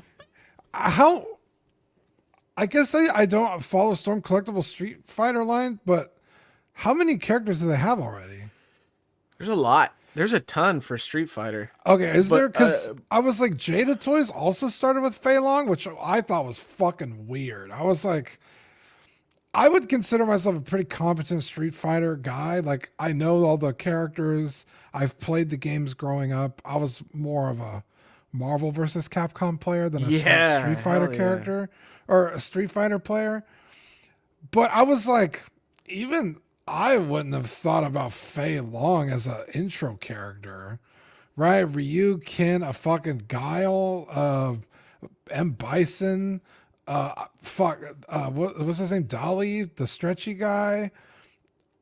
I was like, Fei Long. And so when this popped up, I was like, are they doing a fucking Fei Long too as the first character? But if their line is already pretty extensive, that makes sense. Yeah, since 2014, Equan says they still haven't made a katana. And they've been at it since 2014. That's crazy. Wow, that's fucking crazy. That's what I'm saying. Because you know what they do a lot of with Storm? They do a lot of repaints. So they do the player 2 colors. Yeah. Or the different versions. Like, I know there's a ton of those out there with Storm. But that being said, like, just the figure, I'd give it an A, dude. Because the articulation's on point. Yeah. It looks great. It has a lot of switch outs, right? So it's like I can't fault them on anything. The price isn't horrible, and then like also there is a lot of discounts with Storm, so if you wait, you could get it for even cheaper.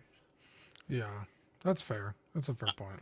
Alvin saying DDR for real, Eddie? Say it ain't Bro, so. Dude, that was some of the funnest times, man. I will die on this hill with you. I used to have DDR at home. That's great. Oh yeah. We bought the fucking mats and everything. Oh, I remember the shitty mats, the real shitty ones. Yeah. Yeah, dude. Yeah, we used to play DDR fucking till the fucking cows came. Dude, home. I would sweat and damn near have a heart attack playing, but I still loved playing. Like it was so fun, man. My friends were a lot better than me. I had one friend who was super good. I was I was decent. You know, I could never play past like intermediate or whatever. Like I couldn't go crazy, but Bro, my fat ass, I was awesome at it. I would fucking play on like max levels. God, I don't know how I did it. I couldn't do it today. I'm gonna try now. yeah, I don't think I could even do the easy levels today, man. Honestly, two game like series. I'm terrible at fighting games except for Super Smash Brothers, and it's pretty much the only fighting game I play. I can smash anyone in Smash Bros. I think, but not anyone, Alvin, but a lot of people. Alvin J with the $2 super chat. Oh, First no. X-Men, now this too, Dean. Yeah, I'm sorry. I let a lot of people down all the time. X-Men is the travesty. That's a travesty. Imagine how my dad feels. I'm just wow. And then DDR, man, I was terrible. Maybe if I gave it a shot, I would maybe be all right, but it's okay, Eddie. Put it backstage. I know you love me. But yeah, I was the equivalent. I was okay at Rock Band or whatever. Dude, Guitar Butterfly. I hear that. Oh, here we go. I hear that song the second he said it. Like you could hear it in your head. Like that's good cardio, Danny said, and it is good cardio. I think only Danny can say this. Maybe they're banking on Fei Long looking like Bruce Lee. So he does. He has to be designed after Bruce Lee because I mean he literally does look like him. You want to hear the description? Yeah, his Fei eyebrows Long is a superstar in the Hong Kong film industry. Wow. Yeah. So I'm not even saying the Asian part. I'm just saying his fucking pants and his shoes like and the whole design. I'm pretty sure like in Mortal Kombat has those two. Like Johnny Cage was supposed to be Van Damme, I think, and he eventually got played by him like 30 years later in one of the games or something. Pretty cool. Yeah. Alrighty, so last one here. This is the more unique. Wow. This is a more unique grade. The figure we've never done this before. I thought this is interesting. I love Christmas stuff too. I mean, I would be almost tempted to get this one. Is the pocket collection down here. This Santa, it has no arm articulation, but a lot of these do. Like this green one.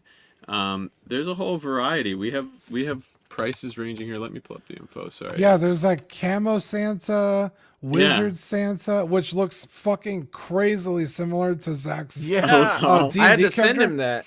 Yeah, I sent it to him last night. I was like, bro, they even have your staff. He has a wooden staff with a blue crystal at the end of it. Yeah.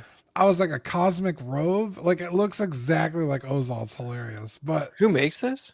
So this is the Naughty or Nice collection from Fresh Monkey Fiction. It's on Big Bag Toy Store, ranging from $20 for the small ones, $38 for the midsize, and then $45 for the reindeer.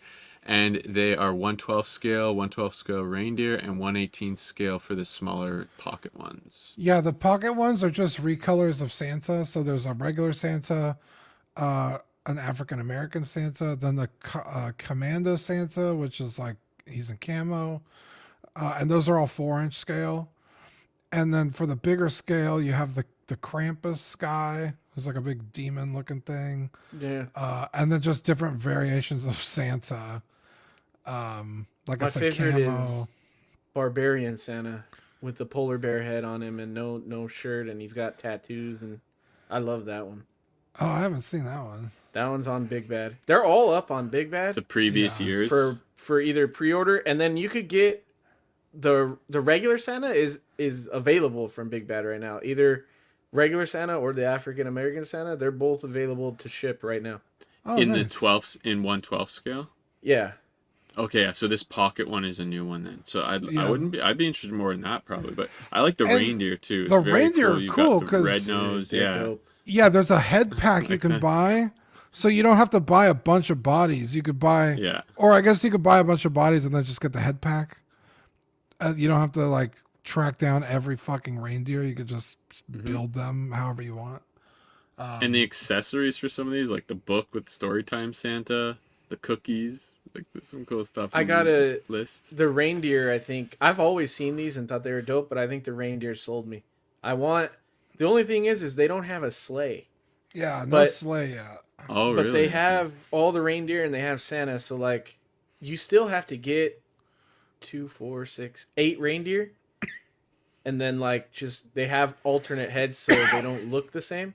So if you get each one comes with like its double. So like it doesn't come with it, but the head will be its double. So if you buy Dancer, you get Prancer's head in the pack if you get the pack, and then you just okay. so it looks different than Dancer or whatever. And they have a Rudolph too, so I guess you'd have to get 9. Yeah.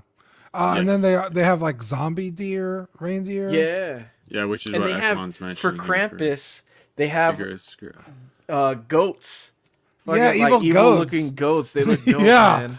Yeah, it's a cool line, and it kind of Santa's like a cryptid almost. Like you could almost futz him into any fucking line you have, right? Well, if you get that barbarian one, dude, he would look sick with Mythic Legions. Yeah. Like, well, Mythic Legions did a Santa, so you could almost get any Santa. Yeah, it's a cool line. Like it, like if you're describing it to someone, it sounds so stupid. Like, oh, it's a whole Christmas line. But like when you see it, you're like, oh, I could have this in my collection and it would work. Well, I was thinking like, you know how people will have those displays out for Christmas in their house, like a table with miniatures all over it? Yeah. Like, why not have a whole table with action figures of Santa all over it with Krampus and reindeer? Dude, I would love to do that, man. Dude, yeah, have your fucking nephews and nieces come over. When I went over to my friend's house, they didn't have cool shit out like that. Yeah, I know. If I gotta be stuck at my fucking family's house, at least have cool toys out. Yeah.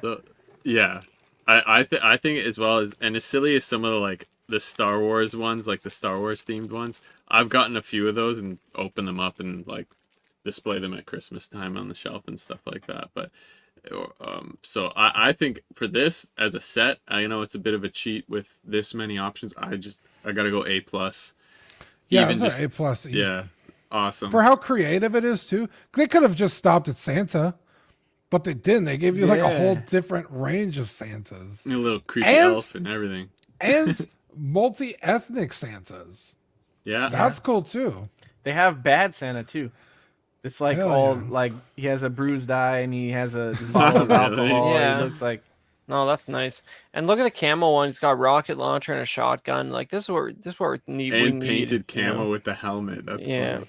Yeah, I'm gonna give it A+ too. I don't think they should have even bothered with the 4-inch lesser articulation stuff personally, because it's like wow, do you ever, when the offering's this cool, why would you? I don't know why you'd settle for second best lining up those 4-inch Santas, But well, because some people only collect 3 3/4 inch figures, Yeah. Oh yeah. You talk about G.I. Joe, Star Wars. Yeah, there's normal Marvel people out there. has, You're right. Yeah, not everyone's mentally ill like we are. Yeah, now you're getting it. Yeah. And not only that, but like, I know for me, sometimes I'm like, fuck, I wish I had an animal, like a nondescript animal in this display. So it's like you could futz in a reindeer and like, because you could take off the saddles and stuff, so you could just have a blank deer in your display. That's almost worth price of admission alone. So this is really creative. It's really cool. Again, when I saw it, I was like, this seems kind of goofy. And then when they went through, I was like, holy shit, this is so neat. I like it. Yeah, A+. And I don't know why that zombie reindeer face is so familiar to me, but it's like I've seen that before. Yeah, it's like the zombie or dead horse kind of face, right? Yeah. Real quick, this is the 12 scale need 500 units each to go into production. So this is a pre-order / crowdfund sort of. So I don't see them not hitting that with some of these. And then the 1/18th need 2,500 units spread across all offerings to go in production. And sorry, Eddie, you're great. I think we got yours. A+. I have literally 8 reindeer and like 3 different Santa Clauses in my cart at Big Bad right now. Hey, and I'm like, nice. dude, I want these so bad. Yeah, Alvin J says you guys should do an action figure Christmas display contest. That'd be cool to do for small talk. Like, that's like a good idea. Maybe do like a gift card. To send them in. Yeah, and like send in your Christmas displays. And these figures are obviously not going to be out for this year, but that'd be cool. I would win. I think I have gremlins on my Christmas tree. Like, but I mean, the real my Christmas tree. the real play is to get your 3 3/4 scale nativity scene from the Walmart and then put something sacrilegious in it. Jesus. But it's like, what is your baby Jesus though? Is it, baby Yoda's been done, so you got to think outside the box. If you let's put the call out now, because Christmas is 2 weeks basically from now, so our next show should be the 21st. So if you guys have any Christmas displays of figures, send them in the Patreon chat. Message me on Facebook. Find a way to contact one of us. Yeah, or put them in Aux. Put them in Aux. We will get some pictures. That sounds like a fun idea. Yeah, you'll get accolades and our respect if you do a good job only. Or we could just make fun of your poses and completely shit on you. That's all on you. That's a disclaimer at the beginning. You put yourself out there. That's fair. It's unlikely, but I think it's well. No, Eddie doesn't pull punches. Group, he will fucking roast you. In this That's group, why I never share any collection pictures. Look at that. Jesus. This guy belongs in a Christmas display. Wow. There you go. Let's see. Look at that. The ghost of Star Wars past. Look, it's golden and sparkly. Oh, I love All right. the meme where it's like all the Force Ghost children. What's he doing here? I know. That's hilarious, man. Dude. Well, he's clearly a religious icon. So he's Jesus. He's like Star Wars Jesus for real. Technically, I mean, yeah. Technically. Yeah, if Jesus had like a real bad week. True. Oh jeez. I'm just thinking of all the comparisons of Anakin and Jesus now. All right. So CW Figure Awards 2023. Once again, get your votes in. The link is in the chat. The nominations came through, and we've got most improved, best overall, best under $35, best 112, best non-traditional, best third party, best portrait, best 1/6, and figure of the year. And here are the contenders. We won't go through this because we are running a bit long today. I thought we might need to chat about some of these, but we've got a lot of interesting options here. I think just quickly, I think the probably most interesting one on here that jumps out to me is the who makes it, Mezco, with that ant in the mech suit, the fourth row below Indiana Jones there. That's probably the coolest thing on just jumping out at me in general here. I don't know about you guys, if you guys want to throw something out that you think is could you guys, I don't know if you, Dean, if you know off the top of your head, like what category is that the N1 in, and like it seems kind of out of place there. It should be non-traditional scale. Okay. Yeah. But well, it's kind of a traditional scale. It's actually the most traditional scale. Very true. I don't know. You kind of got a point here. If Zach is watching right now, you know how hard his eyes are rolling? No. Okay. He's on a plane, I think. It's not traditional scale for our show. We don't talk 3 3/4. Okay. Okay. That's that makes fair. sense. Yeah. Well, it's the first scale ever, so that jumps out to Chris. Sounding a lot like Dylan over there, Chris. Yeah. Trying to resurrect Dylan for specifically Christmas Past. Yeah, specifically for our show, like we don't cover NECA stuff, but the Predators in there. Dylan's. You see those memes? Do you see those memes with Leonardo DiCaprio from Once Upon a Time in Hollywood when he's like, and he's like, that's how Dylan's watching the show right now, and he's like, it's all right. It's all right. There's no planet where Zach gets to hour 2 of small talk, so we're fine. But like, but not only that, but also, it's funny that TVC collectors refer to 3 3/4. This is how obsessive they are about it. Like the serious TVC guys who like have podcasts call 3 3/4 the heritage scale. Wow. I've never heard that. That's how traditional it is. I will say, that, though. When I found out Black Series was a thing, because I've collected Star Wars figures my whole life, but I stopped collecting kind of before Black Series came out. Then when I started collecting again, I've heard about Black Series, and I was like, who the fuck would want 6-inch Star Wars figures? Yep. Exactly. I remember that was the argument at the time. Yeah. when they first came out. Everyone was like, Yeah. "Who wants Are you sure this you didn't scale?" mean heretics scale? Wow. Oh, Yeah, that's my. Black Series. Yeah. Yeah. Yeah, I Die remember Hard Unites. Yeah. I was in a Facebook group and somebody posted a bunch of Black Series stuff for sale because at the time it was already like the new movie was gonna be coming out, episode 7.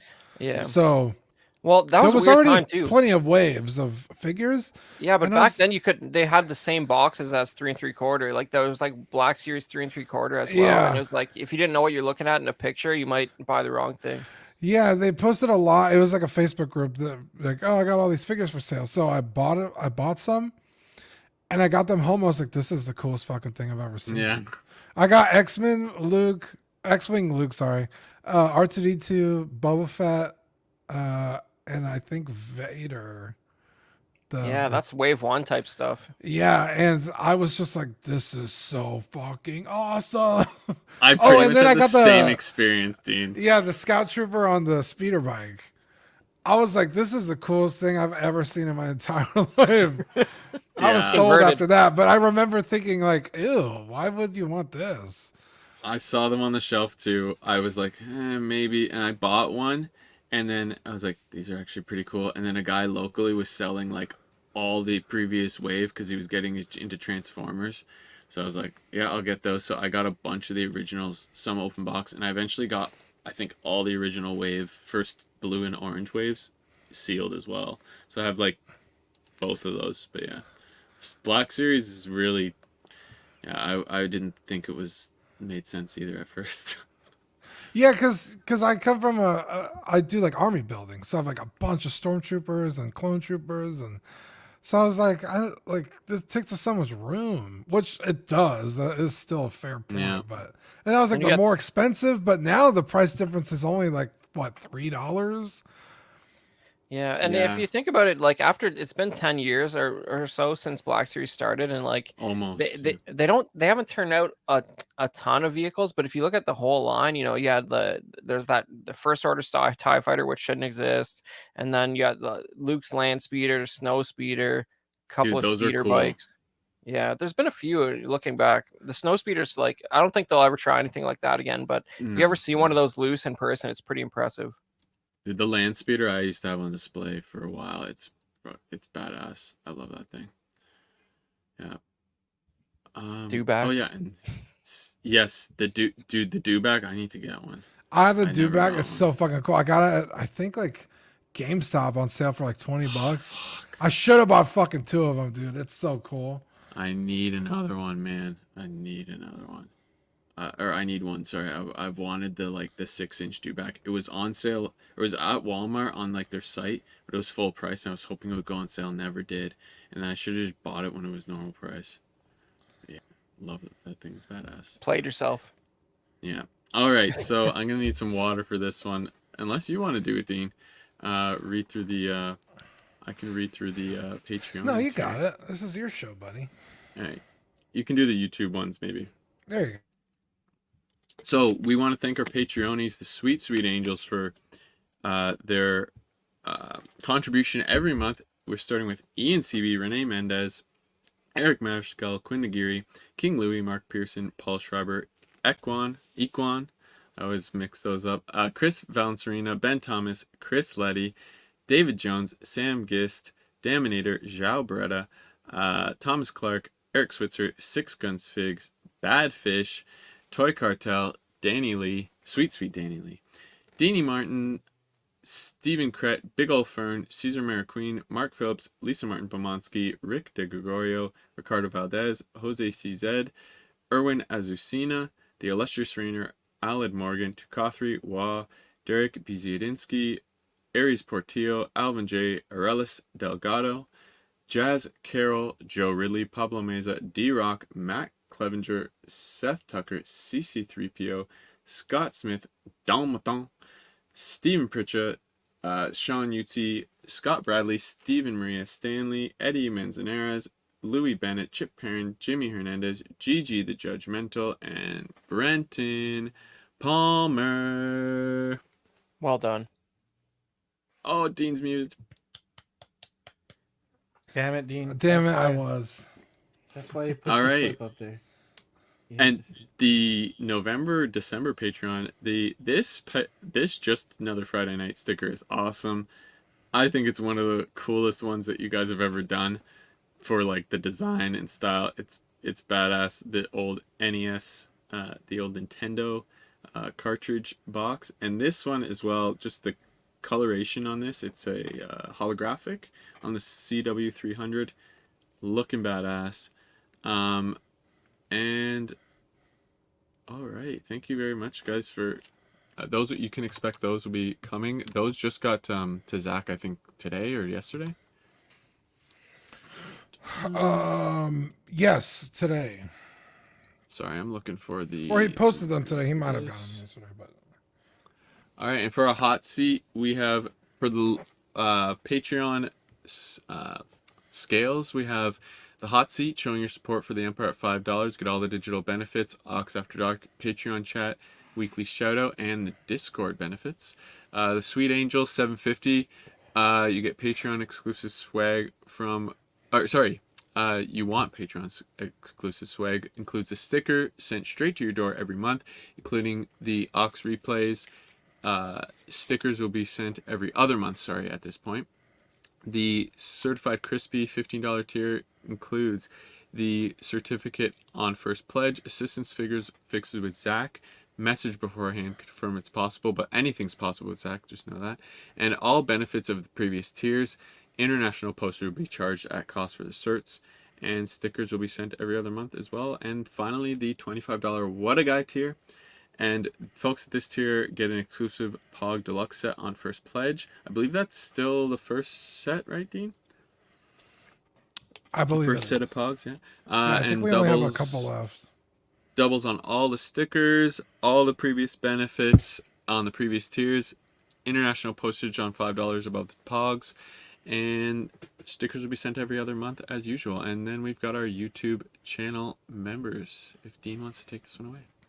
Yeah, we got Absolute Irwin, Alvin J, Andrew Gibo, Benjamin Hansis, Big Old Fern, Bob Dylan, CC3PO, Chris V, CT603, DJ Daminator, Doc Smizzle, Equan, Fat Batman, Gare Bear, Good Old Spatchka, Gotham Cenobites, Justin Sports Card, LV Avenger 702, Mark Pearson, Mike Latoris, Money Mendez, OG Fan, OMFG Rick, 1 6-figure Focus, Paul Schreiber, Philip the Fool, S-Beam, Sam Guest, Scarnlord, SpongeBob, Squareballs, Sunnyvale Russ, The Ben Thomas Show, and Toy Mafia. Out, everyone. YouTube channel members. It's $2.99 for the Peanut Gallery, or if you're a Patreon-y, it's only 99 cents. So got a lot of cool loyalty badges and emojis that we use, like the Jumbo and the 9.8. I love that one. It's a lot of cool stuff. All right, and this is the network. Monday nights unboxing, collecting weekly. Don't forget to miss that. Don't miss that. Jesus. Wow. Don't forget to check it out. Is what I should have said. Then we've got our on Tuesday the main show, of course, collecting weekly. Wednesday nights After Dark, and last night we had Ox PD. Then on Thursday nights, Small Talk, or our brother show over there, OFAC, across the pond. And on Fridays, we have Just Another Friday Night. Also, now, make sure you check out their pop culture stuff. I'm going back and listening to old episodes as I catch up on all the stuff I missed. They've talked about a lot of recent pop culture, so if you ever are catching up on anything, check out if they've talked about it. And Live and Let Dice, sometimes, depending, on Saturdays usually. This is up in the air right now of our scheduling for that. Bricks and Brews on Sundays, and as well as Question of the Week on Sundays. Bricks and Brews, I believe they're planning an episode for the Christmas holidays, but I believe that might be up in the air at the moment. And thank you everyone for tuning in. We've got had a great show. Ran longer than I expected, but in a good way. So thank you, Eddie and Dean, and of course Chris, as always. But thank you for you guys for jumping on in. Sean was unable to make it there, but thank you as well to everyone in the chat. really active chat. I was hoping we could have hit some of the more of the comments about the HasLab. Some great comments about the HasLabs there. And Ekwan telling me not to live with regrets. I need to pay for Christmas though, Ekwan. I can't get the Ghostbusters PKs. And then Alvin shutting me out, say he might have the do back. So there you go. So nice. Beyond that, yeah, I'll need that over the PKE. But yeah, either way, before we close out, you know, like if you guys missed it, we did that awesome pre-record with Ross Persichetti from Creative Beast, all about the Cyberzoic line. And you know, I like to think we got a little bit deeper than the sort of surface level, just show us cool pictures of the dinosaurs type stuff. You know, we talked a little bit about the design process, and I think it was a good chat, and we were on our best behavior. So you should go check that out if you haven't seen it yet. Yeah, I was going to mention that. Make sure you check that out if you haven't. It was a really good episode, and shout out to Chris for some of the extra editing he did to get some of the pictures in. And for that was a great episode. It was a fun chat with him. Really unique perspective on how things are done, and just getting that insider knowledge that we have these assumptions, and we're just like, why don't they do this, or why do they do this, or why don't they? And yeah, a lot of insight on that. And anything from you, Dean? No, thanks for letting me join. I I didn't know Sean couldn't be here today. I would have answered the call. You should have said something sooner, but that was a nice surprise. Yeah. Yeah, always fun hanging out with the boys, talking small scale figures, because you know, I would say a majority of my collection is smaller scale figures. So that's always fun. So shout out to you guys. And Eddie, anything from you? You did a video, you said, just recently? Or did a review, sorry? I did a review. It's on Made Media YouTube channel. I did a review of the Batman and Robin McFarlane wave.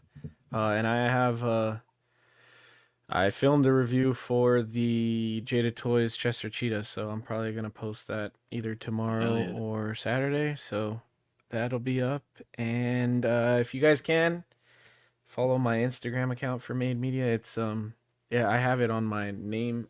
It's at Insta Made Media. So I'm trying to post more pictures, and like I said, I'm trying to do figure photography, and I'm posting more like reels and stuff over there, because I like doing that like more than actually making videos on YouTube. But so the Instagram is, I'm doing more on there than I am on the actual channel, but I will be posting a couple reviews. So I'd appreciate anything that you guys can do over there. But yeah, awesome. Thanks for inviting me. I had fun, man.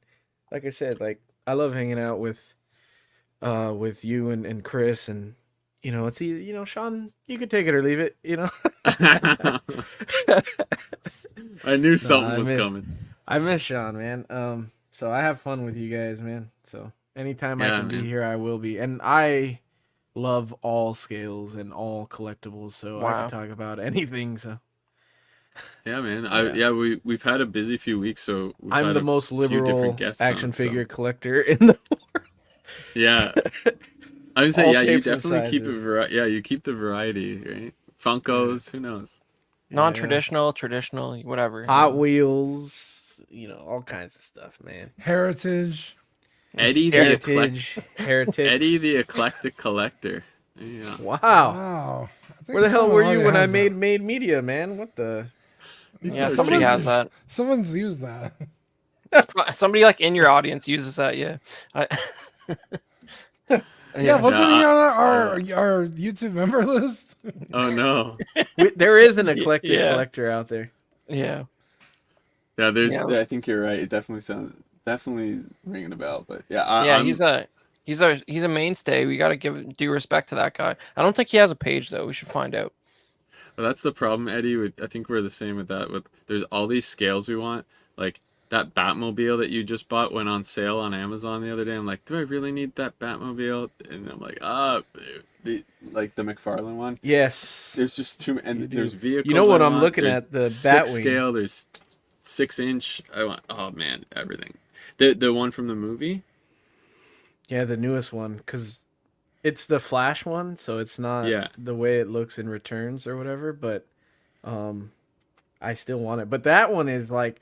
The Batmobile is a easier pill to swallow because it's like, what was it, like $80? The It's Batwing 97 is like on sale right now. 225 or some shit, and it's on sale. Yeah. But like, I think it went for a little bit of a discount on McFarlane's actual store. It's not the right version. It's not the right I version. was shocked by the price difference. I think that's why I haven't pulled the trigger yet. Yeah, I know. Me too, Badfish. I was shocked how much it was. Although that version fought aliens on screen. That's pretty crazy. That's fair. Yeah, man. That's the problem. I want like I've got Spider-Man back here. I've got freaking old Micro Machines. I've got Beast Wars. I got 6-inch Star Wars. I got 6 scale over there. Yeah, I've got dude. Vehicles. I've got the helmets too. There's too many scales I'm into. That's the problem. And I want a Chester Cheetah. Fuck. Heritage scale. You gotta get it, dude. Yep. Heritage or bust. Heritage only. Yeah. I'm over it. All these crazy scales, guys. You're getting out of control. Yeah, look at those Final Fantasy VII remake figures. Those play arts, they're like 7.5. Look at those. They're badass. Yeah, is that a new scale? They're 10-inch, so yeah, I guess they're like 1/10 scale. No, what are they? I don't know what they are. They're freaking awesome. That's what they are. Yeah, they're badass. Yeah, that's not good. That's a whole new scale. It's so close to 1/6. They should have just done that. Yeah, maybe one. I mean, they really are. I would say. Yeah, like the tip of Cloud's hair on the Playart's Kai is at the shoulders of a 6 scale Cloud, so it's pretty close. So, I guess 1/7 scale, maybe? I don't know. They're beefy boys, but I like them. Yeah, I like them too much. Too many good scales. Because they're not cheap either. I know. And then there's new smaller ones. They're like 120 as well. Yeah, but I'm buying them all. I'll tell you that. I know. I saw a picture the other day.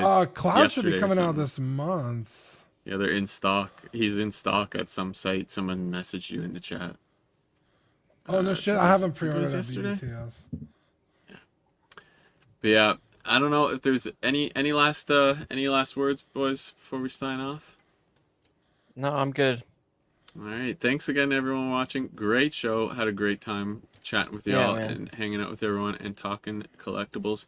Have a great weekend, everyone, coming up, and see you in a couple weeks. Get those pictures in for your Christmas collectibles. And Jumbo. Bye.